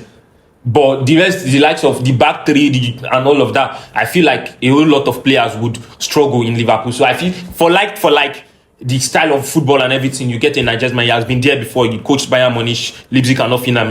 He's a young coach with a lot of experience. So I'll also go for Nagelsmann because the way Liverpool plays shows a pure style of German football. Yeah. And if they want to continue with that legacy, only if they want the legacy to be changed, they need someone like Nagelsmann. They play almost alike. They play almost alike, and I believe even if Klopp it was not to be the Liverpool manager, they are both Germans. There will be this kind of communication. We'll be able to help him out, guide him through. This is how we do it. This and that. It's easier to just replicate that style of play with a manager with that style of play. But with the look of thing, I don't think Liverpool will go for Nagelsmann. Yeah. I don't think. I think they'll go for Alonso or Dizabi. With reports going around, I think they already have their man. They already have their man because they actually work closely with Klopp. They just don't want any distraction. They don't want distraction. I think they already have their man. For me, I was thinking about maybe Roberto Dizabi and all of that. Probably maybe because the league is turning to what Zebri represents. What Zebri represents. So the Liverpool team gives him that platform. Also, But sometimes I don't think the football is changing right now, and we all know. Let's be frank. We all know you employing the service of managers like Dizabi is a big gamble for real. We all know that. He has never won something major. It's not about something major. But his coaching style. What I'm looking right now is his coaching style. Let me tell you something. His coaching style. First of all, Dzebri is hot-headed. Dzebri is hot-headed. One, and Liverpool has been a cultural team. Yeah. Man United, Liverpool, and Arsenal are the cultural team in England. Liverpool has been a cultural team where they have had this humble. You like they are well-molded humble environment. I don't know if you get. So if you are bringing an hot-headed Dzebri, a lot of things will go bad. Now Dzebri likes to hold the ball, and who can actually offer you that in Liverpool's midfield apart from probably McAllister and Scotty Jones? So you see like the likes of Gravenberch and a couple other midfielders would be useless in that system also. But sometimes if you are employing the service of a manager that has never won anything, it's always a gamble. Now, the thing is sometimes it's always a gamble. No, the thing is sometimes it's not always a gamble like that. Gamble. Barcelona gambled with Pep Guardiola. Someone who is just coaching Maccabi. Because I want you to know something. Someone who is coaching Maccabi gambled with Xabi Alonso. Arsenal gambled with Arteta. There are a lot of gamble. The pressure of Nagelsmann. You can't compare the pressure you have on your shoulder when you are managing a Brighton compared to the pressure you have on your shoulder when you are managing a Liverpool. No. It's all about. When you are managing a Liverpool, there's no time. No, if you are misbehaving, there's no time. Liverpool has one of the most patient fan base in England. Well, after Arsenal, after Liverpool, it's one of the most patient fan base. And one of the most patient owners as well. I know my team very well. Very well. So for me, I feel Dzebri would cause a lot of harm than good. It's just like if you are taking a Pep Guardiola, it's easier to replace him with Mikel Arteta accompanying kind of coach than replacing him with a Job Aiknes or a coach with a different philosophy entirely. So I just feel Nagelsmann is the shortest. Yes, it's the shortest. It's the shortest. But I don't think they will employ him. I don't think. I hope so. I hope they employ him. Maybe Nagelsmann will be the possible successor. Let's talk about another manager leaving, Xavi Hernandez. This one is kind of different to Jurgen Klopp. I think he's kind of running away. He's kind of running away from that responsibility because I watched the press conference. He was bitter. Yes. He said, "At least you media will stop killing me." Yes, the pressure is much. Prosper said something the other time in which I actually like, and I love that statement. Sometimes you must always know when to leave before the real embarrassment sets in. Yeah, and I understand Xavi's plight. Actually, let's be frank. Xavi is a small manager coming from a very lower league, a very, very, very lower league, in which the experience is not much. Him accepting the job, I really appreciate his courage. He's being courageous. And, sometimes when you actually love the team, and you know what you are doing, you've tried all your possible best and things are not working, you should always know when to use the door. and in which he actually know when to use the door, which is very important. Like what Klopp is doing right now. Yes, like what Klopp is doing right now. He also said it. He said, okay, right now, when I said I'm leaving, I believe the media won't be on my neck again, and the players won't be blamed no more, because everybody believes right now that, okay, anything that happens, Xavi is leaving at the end of the season. Even if I watch Barca match, I don't need to abuse Xavi again. Definitely, you do well, you do good. You do bad, you do good. You are certainly leaving. But so sometimes you have to know when to leave, so as to protect the shame, so as not to do things that will tarnish your CV. Because sometimes it's better for you to walk out than being sacked. As a Barcelona fan, is he living in a better place?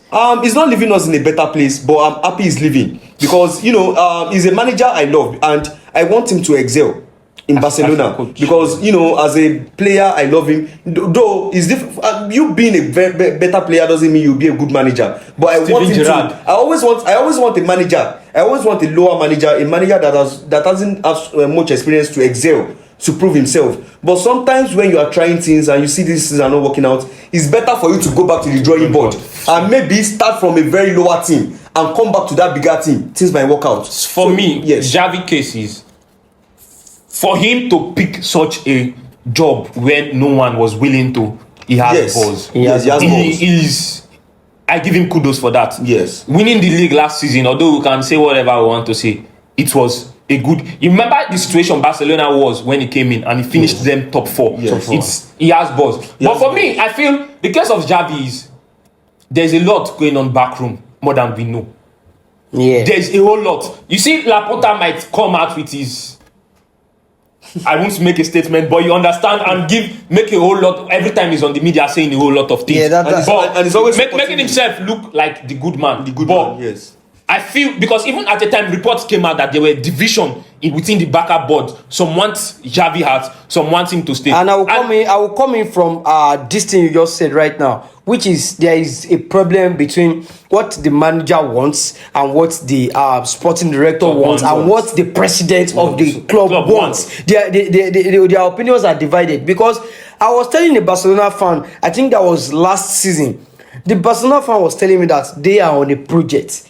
I said, if you look at the average age of the squad, that's not a project. It's more than 20. That is not a project squad. Yes. You are getting the likes of Lewandowski. You are getting the likes of which other player is that?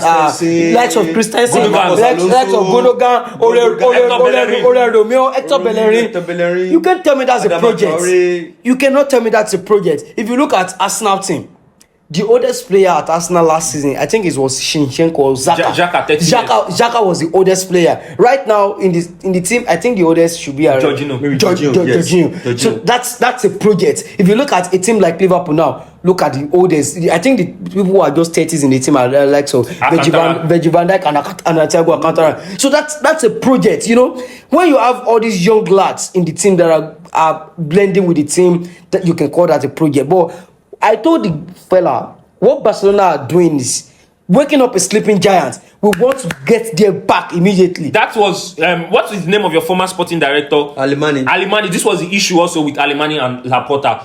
Alemany was of a case of, let's take 2 steps backward, take a 2-season break, re-strategize with younger sets of players we have, rebuild with a young set, and we boom back again, back to our glory days. And Laporta was of an opinion of, No, I won't. We need to just that instant hunger. And right now, the status quo. The issue at Barcelona is, I feel bad for any coach that will come in. You would experience the same thing Xavi has gone through. Yeah, Xavi has his flaws tactically, which I blamed him for. But in an unsettled club, it's difficult for a manager to excel. And I feel Xavi has a very decent future ahead of him. So he should just be particular with the kind of club he moves on from Barcelona. I think he needs a rest. He needs a rest. But if I were him, I would just sit somewhere, wait for Dzebri to leave Brighton. Yes, he needs to rest. Brighton has that platform. Yes, he suits a little bit of what. And they'll give him time. They'll give him time. He needs a team. Xavi is a very good manager, but he needs a team that will give him time. A settled environment with less pressure. With less pressure. Who are you seeing as his successor? As a flick. What about you? I don't have anybody right now, because considering Barcelona's financial situation, I can't call any big gun. So probably just like they usually do, they will look around the smaller boys in La Liga and pick up somebody. I expect them. I don't think we need a smaller boy. Nobody. Mbappe is going to Madrid, so we don't need a smaller boy. Okay, let's get to those interesting part of the podcast. I want to ask you a question. Okay. I want you to tell me those players who are just too good for their current club that they are playing for right now. You look at this player, you should not be here. You should not be in this mess. You should not be in this mess. I would call 5 of them. Eberechi of Crystal Palace shouldn't be in that dirty club. Michael Olise of Crystal Palace shouldn't be in that dirty club. Rafael Leao shouldn't be at AC Milan at this point. Kylian Mbappe, my brother, what are you doing? Then I look at my guy Enzo Fernandez also. He's too clean for such debt. Actually, I'll go for Bruno Fernandes.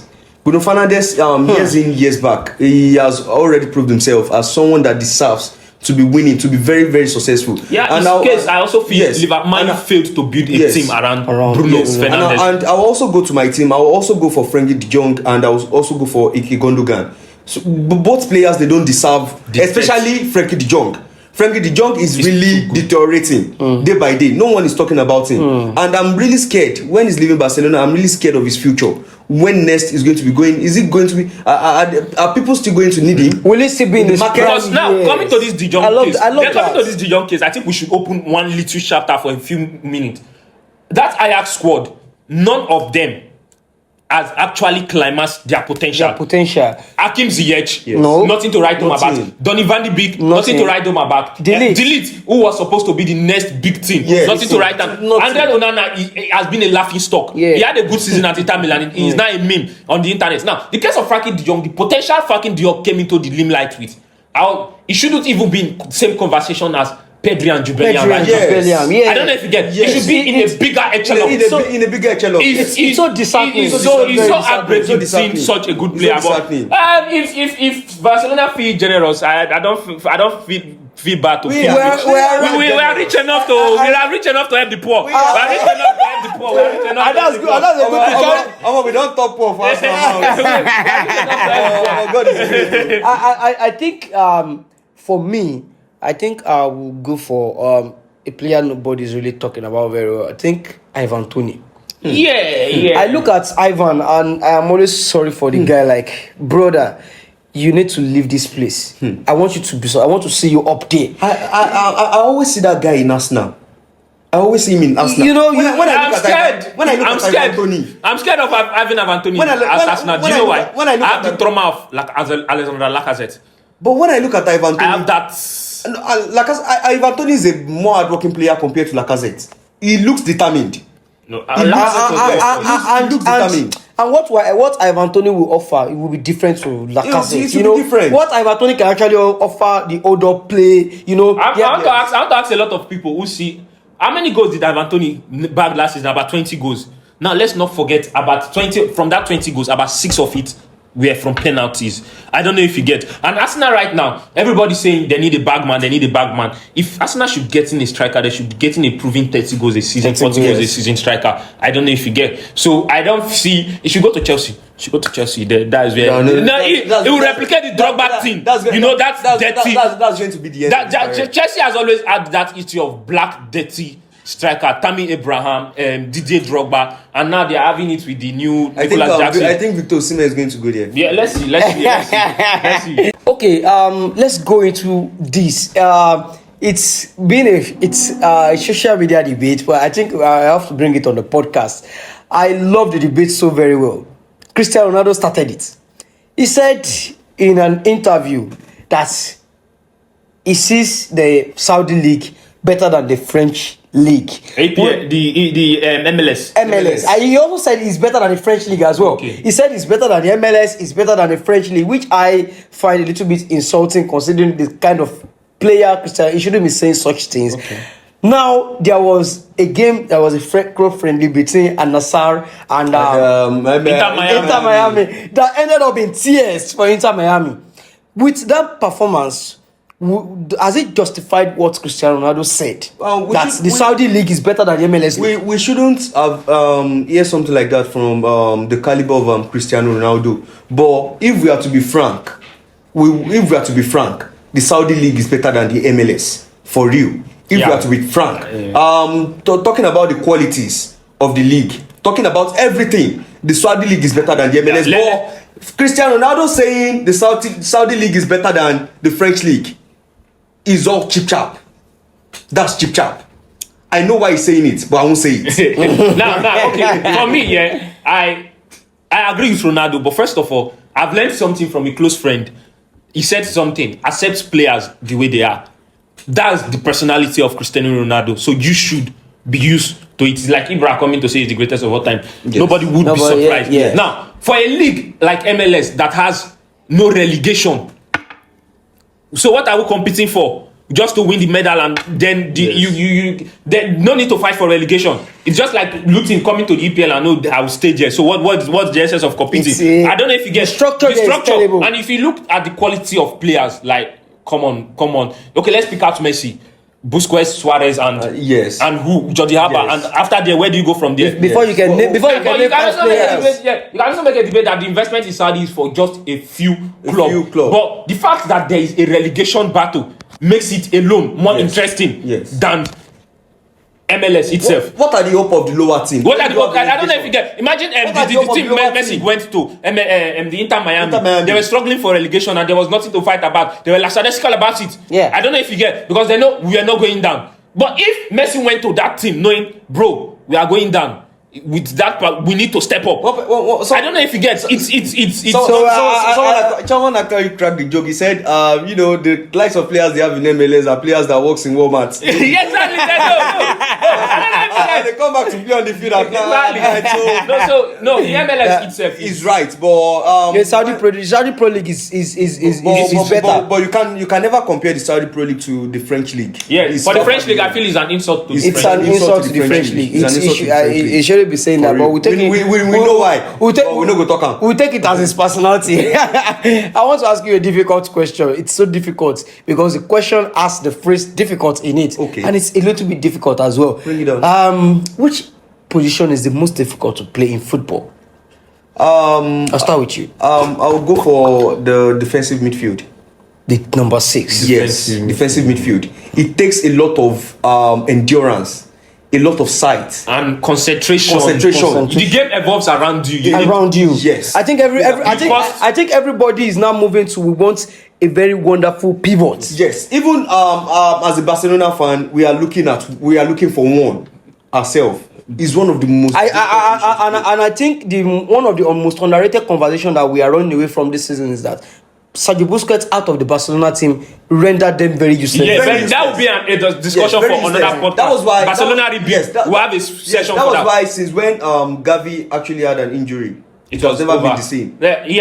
For me, I would have called it the defensive midfield role, but I would put a sentimental name for a position I once played. That is the goalkeeping. Yeah, as a goalkeeper, I feel when the team loses, it's on you. Yeah. And when the team win, it takes God's grace for anybody to give you accolade. I don't know if you get, like, you need to be a superhero for you to get that accolade. The guys don't give you a lot of shots. I don't know if you get. The team might be having a good game. The team might be having a good game, and if you are not that guy, any silly mistake from you, and it's over. I don't know if you get it. You need utmost concentration. Now, there was a story last season, and there is a clip where last season a little 10 seconds lack of concentration from Ramsden, where he was looking at the bed. A dove was behind his post. He was looking at it. That was when Arsenal considered against Southampton last season. I don't know. That is how difficult the position. And the Peperena of Sunderland. I don't know if you get. So I feel like the goalkeeper, they get a lot of stick when a team loses. Like Chelsea are not doing well, everybody blames the goalkeeper. Man U are not doing well, everybody blames the goalkeeper. Now, forgetting the fact that the situation of Onana was the same situation Henderson was when he came to England at first, because they were not all that. The fact that I've now become a super team, everybody have forgotten that Henderson was like Onana at the point. I don't know if you get. So I just feel the goalkeeping role also. Even as Man City are performing, nobody's giving Henderson his flowers. Nobody remembers. When Chelsea won the Champions League, everybody was all over Kante, Missy Mount, Kai Havertz, and all of that. Nobody gave their reference to the Benjamin Mendy. Yes. I don't know if you get Liverpool this season. If a layman watches Liverpool, the first person they will call is Mo Salah. Mo Salah, yeah. Where Barcelona last season won the league with the intelligence of the Supermark and the Stegen. That's Stegen. I don't know if you get, yes, but you rarely see them get their accolades. You hear that's why it's very hard. But the only time a goalkeeper makes mistakes is all over. It's all over. Look at what you cost the team. Yeah, the Alisson Becker. That's why the feat that Manenoa reached in 2015. Top 3 of the Ballon d'Or. It's very hard before we see another player. That's why they call him the GOAT of all goalkeepers. Yeah, that's it. It will be very hard before. I want to ask you, if you're a manager, you have 3 strikers at your disposal. You have Dusan Vlahovic of Juventus, you have Victor Osimhen, and you have Darwin Nunuez. Start one, bench one, sell off one. With what I'm seeing, Kenny would not like this. He would not like this, but with what I'm seeing, the Uruguayan and the Caro would go first. Then it might be a case of sentiment for me.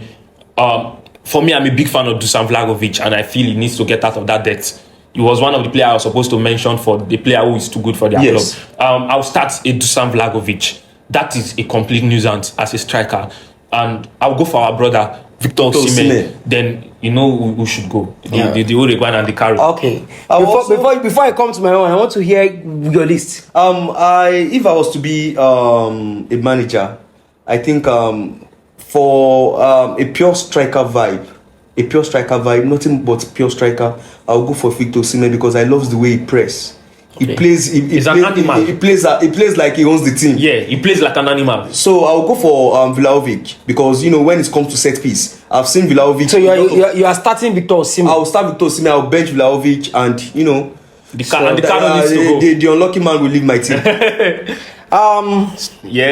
For me, you start Darwin Nunuez. I think I think everybody already knows. Start Darwin Nunuez. I know. And I believe one day my boy will manifest my boy will manifest into one of the best strikers to ever grace the pitch. No man. For me, if I'm looking at it, I think the only problem in Darwin's game is missing the chances. Yes. 20 chances. Now I think that guy is good. Now I think that can actually be coached. That can actually be worked on if they worked on him one-on-one. So for me, if I'm a coach, I'll do it with that boy. If you're a coach, you want your strikers to get into goal scoring positions, miss the chances. That is better than not getting into those goal scoring positions, them looking like they're in no man's land. I'm going to start Darwin Nunuez because I think among the 3 he's the most pacey of them because of the pace. I just love strikers who are very pacey. We understand Kenny. You run without your brain. They run without their brain. No.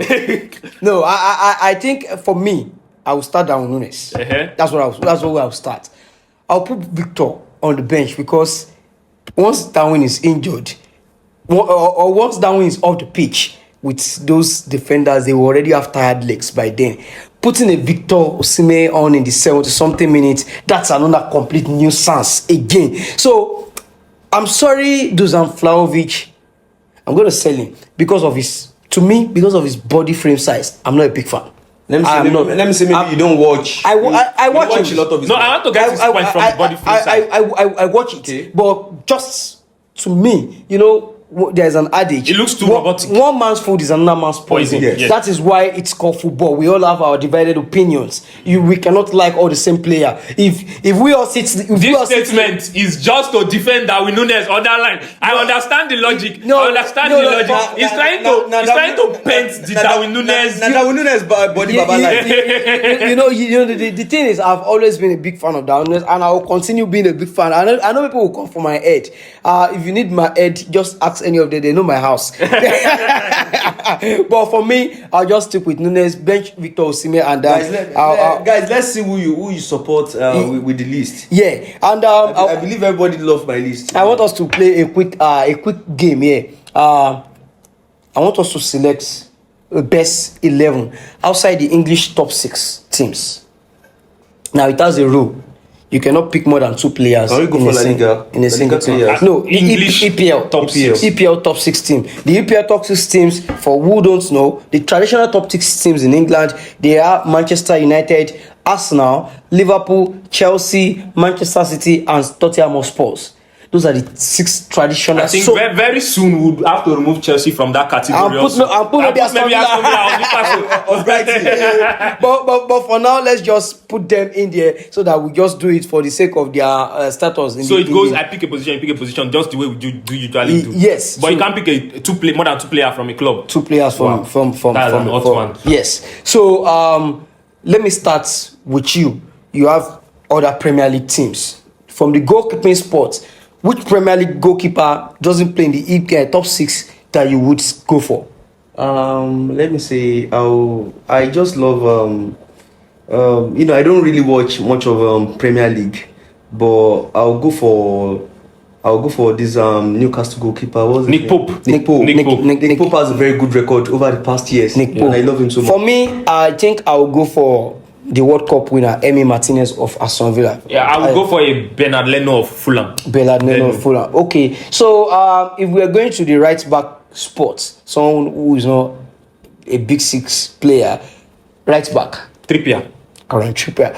I think I will have to go for Trippier as well. I think I will have to go for Trippier. I think I will have to go for. I don't know a lot of these players' name.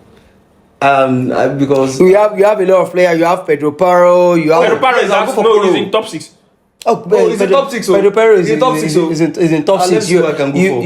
You have players like Karen Trippier. You have players Tete like of Fulham. Tete of Fulham. Okay, I'll go Let's say Semedo of Wolves. Semedo of Wolves. Well, that one. He has improved. He's a great player now. Okay, he's a great player now. He's a Let great me say I'll player. go for Tete. Tete of Fulham. Yeah, that's why. Okay.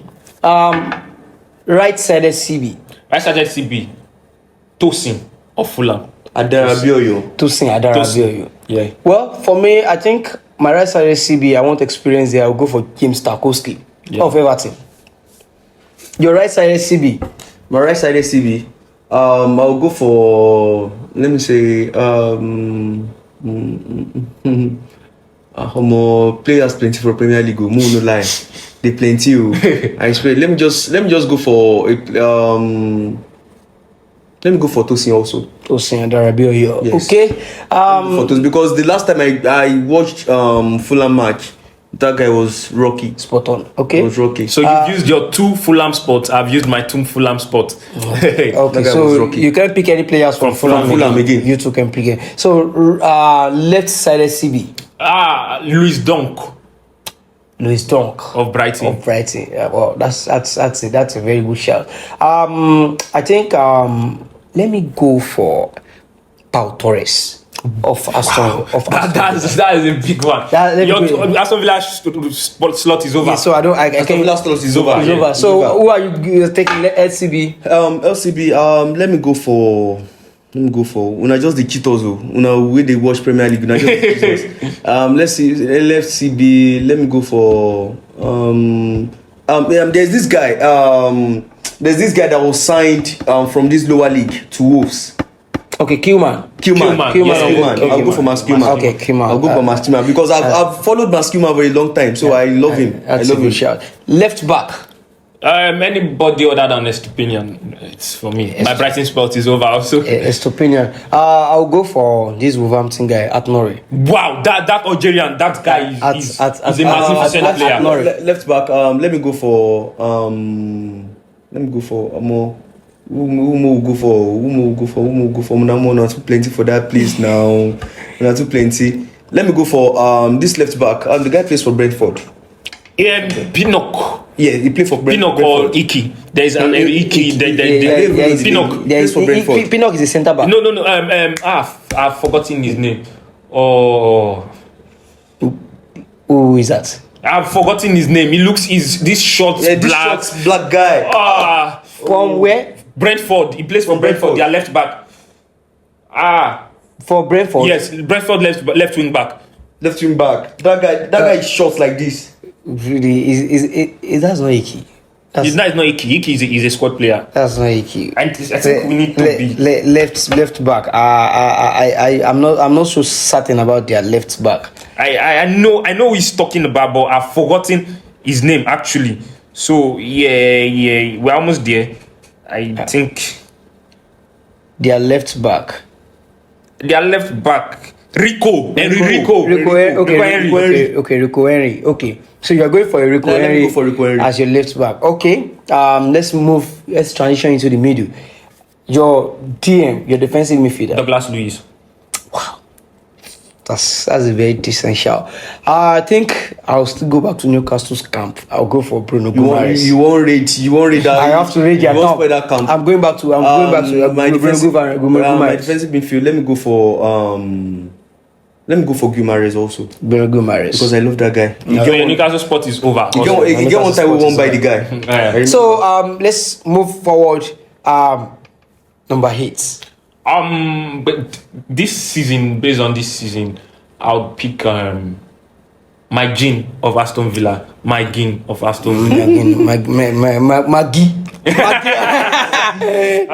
Maggie of Aston Villa. I think this is a big one for me. I have a lot of names in my head, but I think I will have to go for Abdoulaye Doucouré. I'll go for him. I know, yeah. I'll go. How did I not remember? I'll go for Abdoulaye Doucouré of Everton. Let me say, who should I go for? I think Easy. Easy. Wow. For Easy. Wow. That's a good shout. So let's move forward. Right wing. Olise. You don't steal my player. I just forgot about a lot of clubs like Martin. Michael Olise. For me, I'll go for Pedro Neto. Yeah. Pedro Neto. I love the guy. There's this new guy. I love the guy. Simon Adingra. Yeah. There plays a case for that. I love the way he plays. So your number 9? My number 9. I'll go for Dominic Solanke. Fair, decent one. I'll go for Joao Pedro of Brighton. No stress. Give me Isak. Alexandra. Wow. Give me Isak. Wow. Make I know even stress. I didn't remember that. Me too. Let's go for the left wing spots. I'll go for there's a whole lot of names. But I'll go for Anthony Gordon. Anthony Gordon. And for me, I think it's a guy who is not really playing very well now. Karu Maitoma, yeah. Karu Maitoma will just do it for me. Let me say, I'll go for team plenty for England. The two Sabi. We have a lot of left wingers in the English Premier League. The two Sabi. I mean, give me 2 options. Okay, you have Williams. You have Williams. That one at Tete, man. Make I go for him. We are left with one position. There's one. That guy. We are left with one number 8. We mentioned just a 6 and 1 8. Number 10. Yeah, number 10. Yes, number 10. Okay, number 10. Let me start from you. Lucas Paqueta.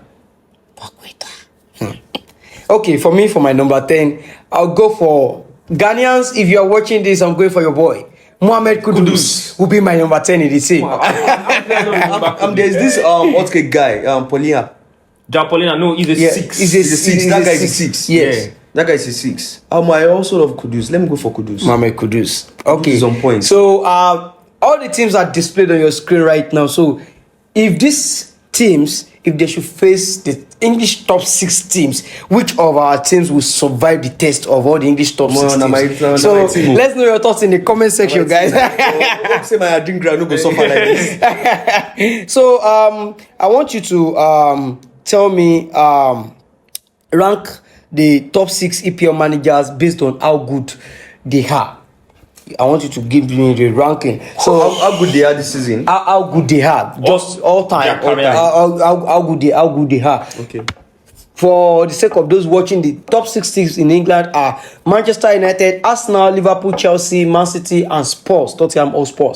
So you have the managers: Man City, Pep Guardiola; Arsenal, Mikel Arteta; Manchester United, Erik ten Hag; Liverpool, they have Jurgen Klopp; Spurs, they have Ange Postecoglou, and which other team? Chelsea, they have Mauricio Pochettino. So let me start with Prosper Westman. Number one is Joseph Pep Guardiola, the bearded guru, and then you have the German complainant Jurgen Klopp.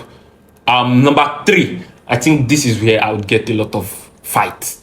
I'll go for Mauricio Pochettino based on what he has done at Tottenham, his CV at Tottenham, and a little bit of what he did at Southampton and Espanyol. I'll go for Mauricio Pochettino.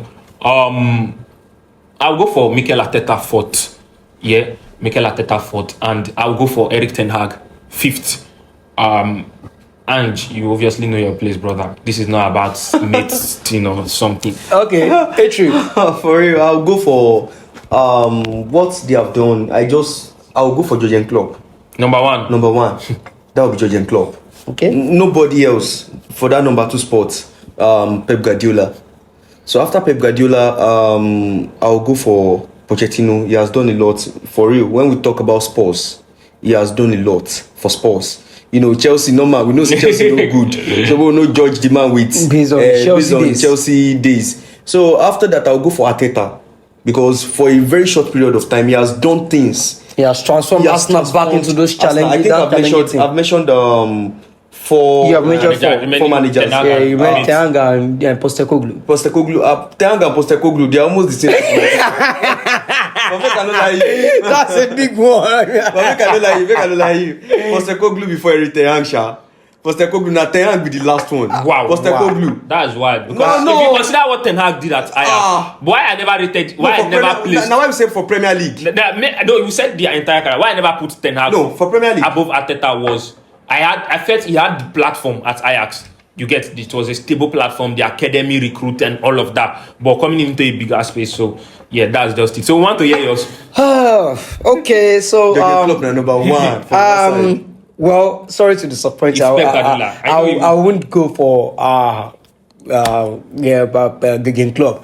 I'm someone who loves football tactics very well. I will go for Pep Guardiola. He has really transformed the way I see the game. I see the game in another dimension right now. We can't deny that as a football lover. Guardiola has opened our eyes. He has opened our eyes. So I'll go for Pep Guardiola as number 1, and number 2 definitely it has to be Jurgen Klopp for what he has done, inheriting that shambolic team. Number 3, this is where it gets interesting right now. Number 3, I think this will have to be a slim one. I'm giving it to Mikel. Reason why I'm going for Mikel over a Mauricio Pochettino, I know Pochettino has gotten his team to the Champions League final before. He has done a lot, but the reason why I respect Mikel a lot is someone that thrives under pressure. The pressure he was under immediately when he got the Arsenal job. Number 1 is coming with no experience, just as an assistant manager of Pep. That's the last thing we know about Mikel Arteta. He embraced that mantle of leadership in the team. He was like, I'm going to prove you guys wrong. At the point, Arsenal fan base was divided. We want Mikel out. Some people were like, okay, let's give him a little bit more time if he gets his player in. Right now, everybody's singing the same anthem. We got Super Mikel Arteta. So I think, for me, he will have to be the 3rd man on the list. And the 4th man on the list, it will be Mauricio Pochettino. I know he's struggling at Chelsea right now, but that doesn't mean. Now, I'll go for Erik ten Hag. I should have gone for Ange Postecoglou before Eric, but you can't disrespect Eric. I don't want to disrespect Eric. I don't disrespect him. Eric, although I'm a little bit disappointed because I felt he should have done better things at Manchester United with what he's currently doing right now. He has some structural flaws on field as well. But I'm going to put him in the 5th place. And Ange Postecoglou, mate. I'm sorry, mate. Well, I have to put you in the 6th spot.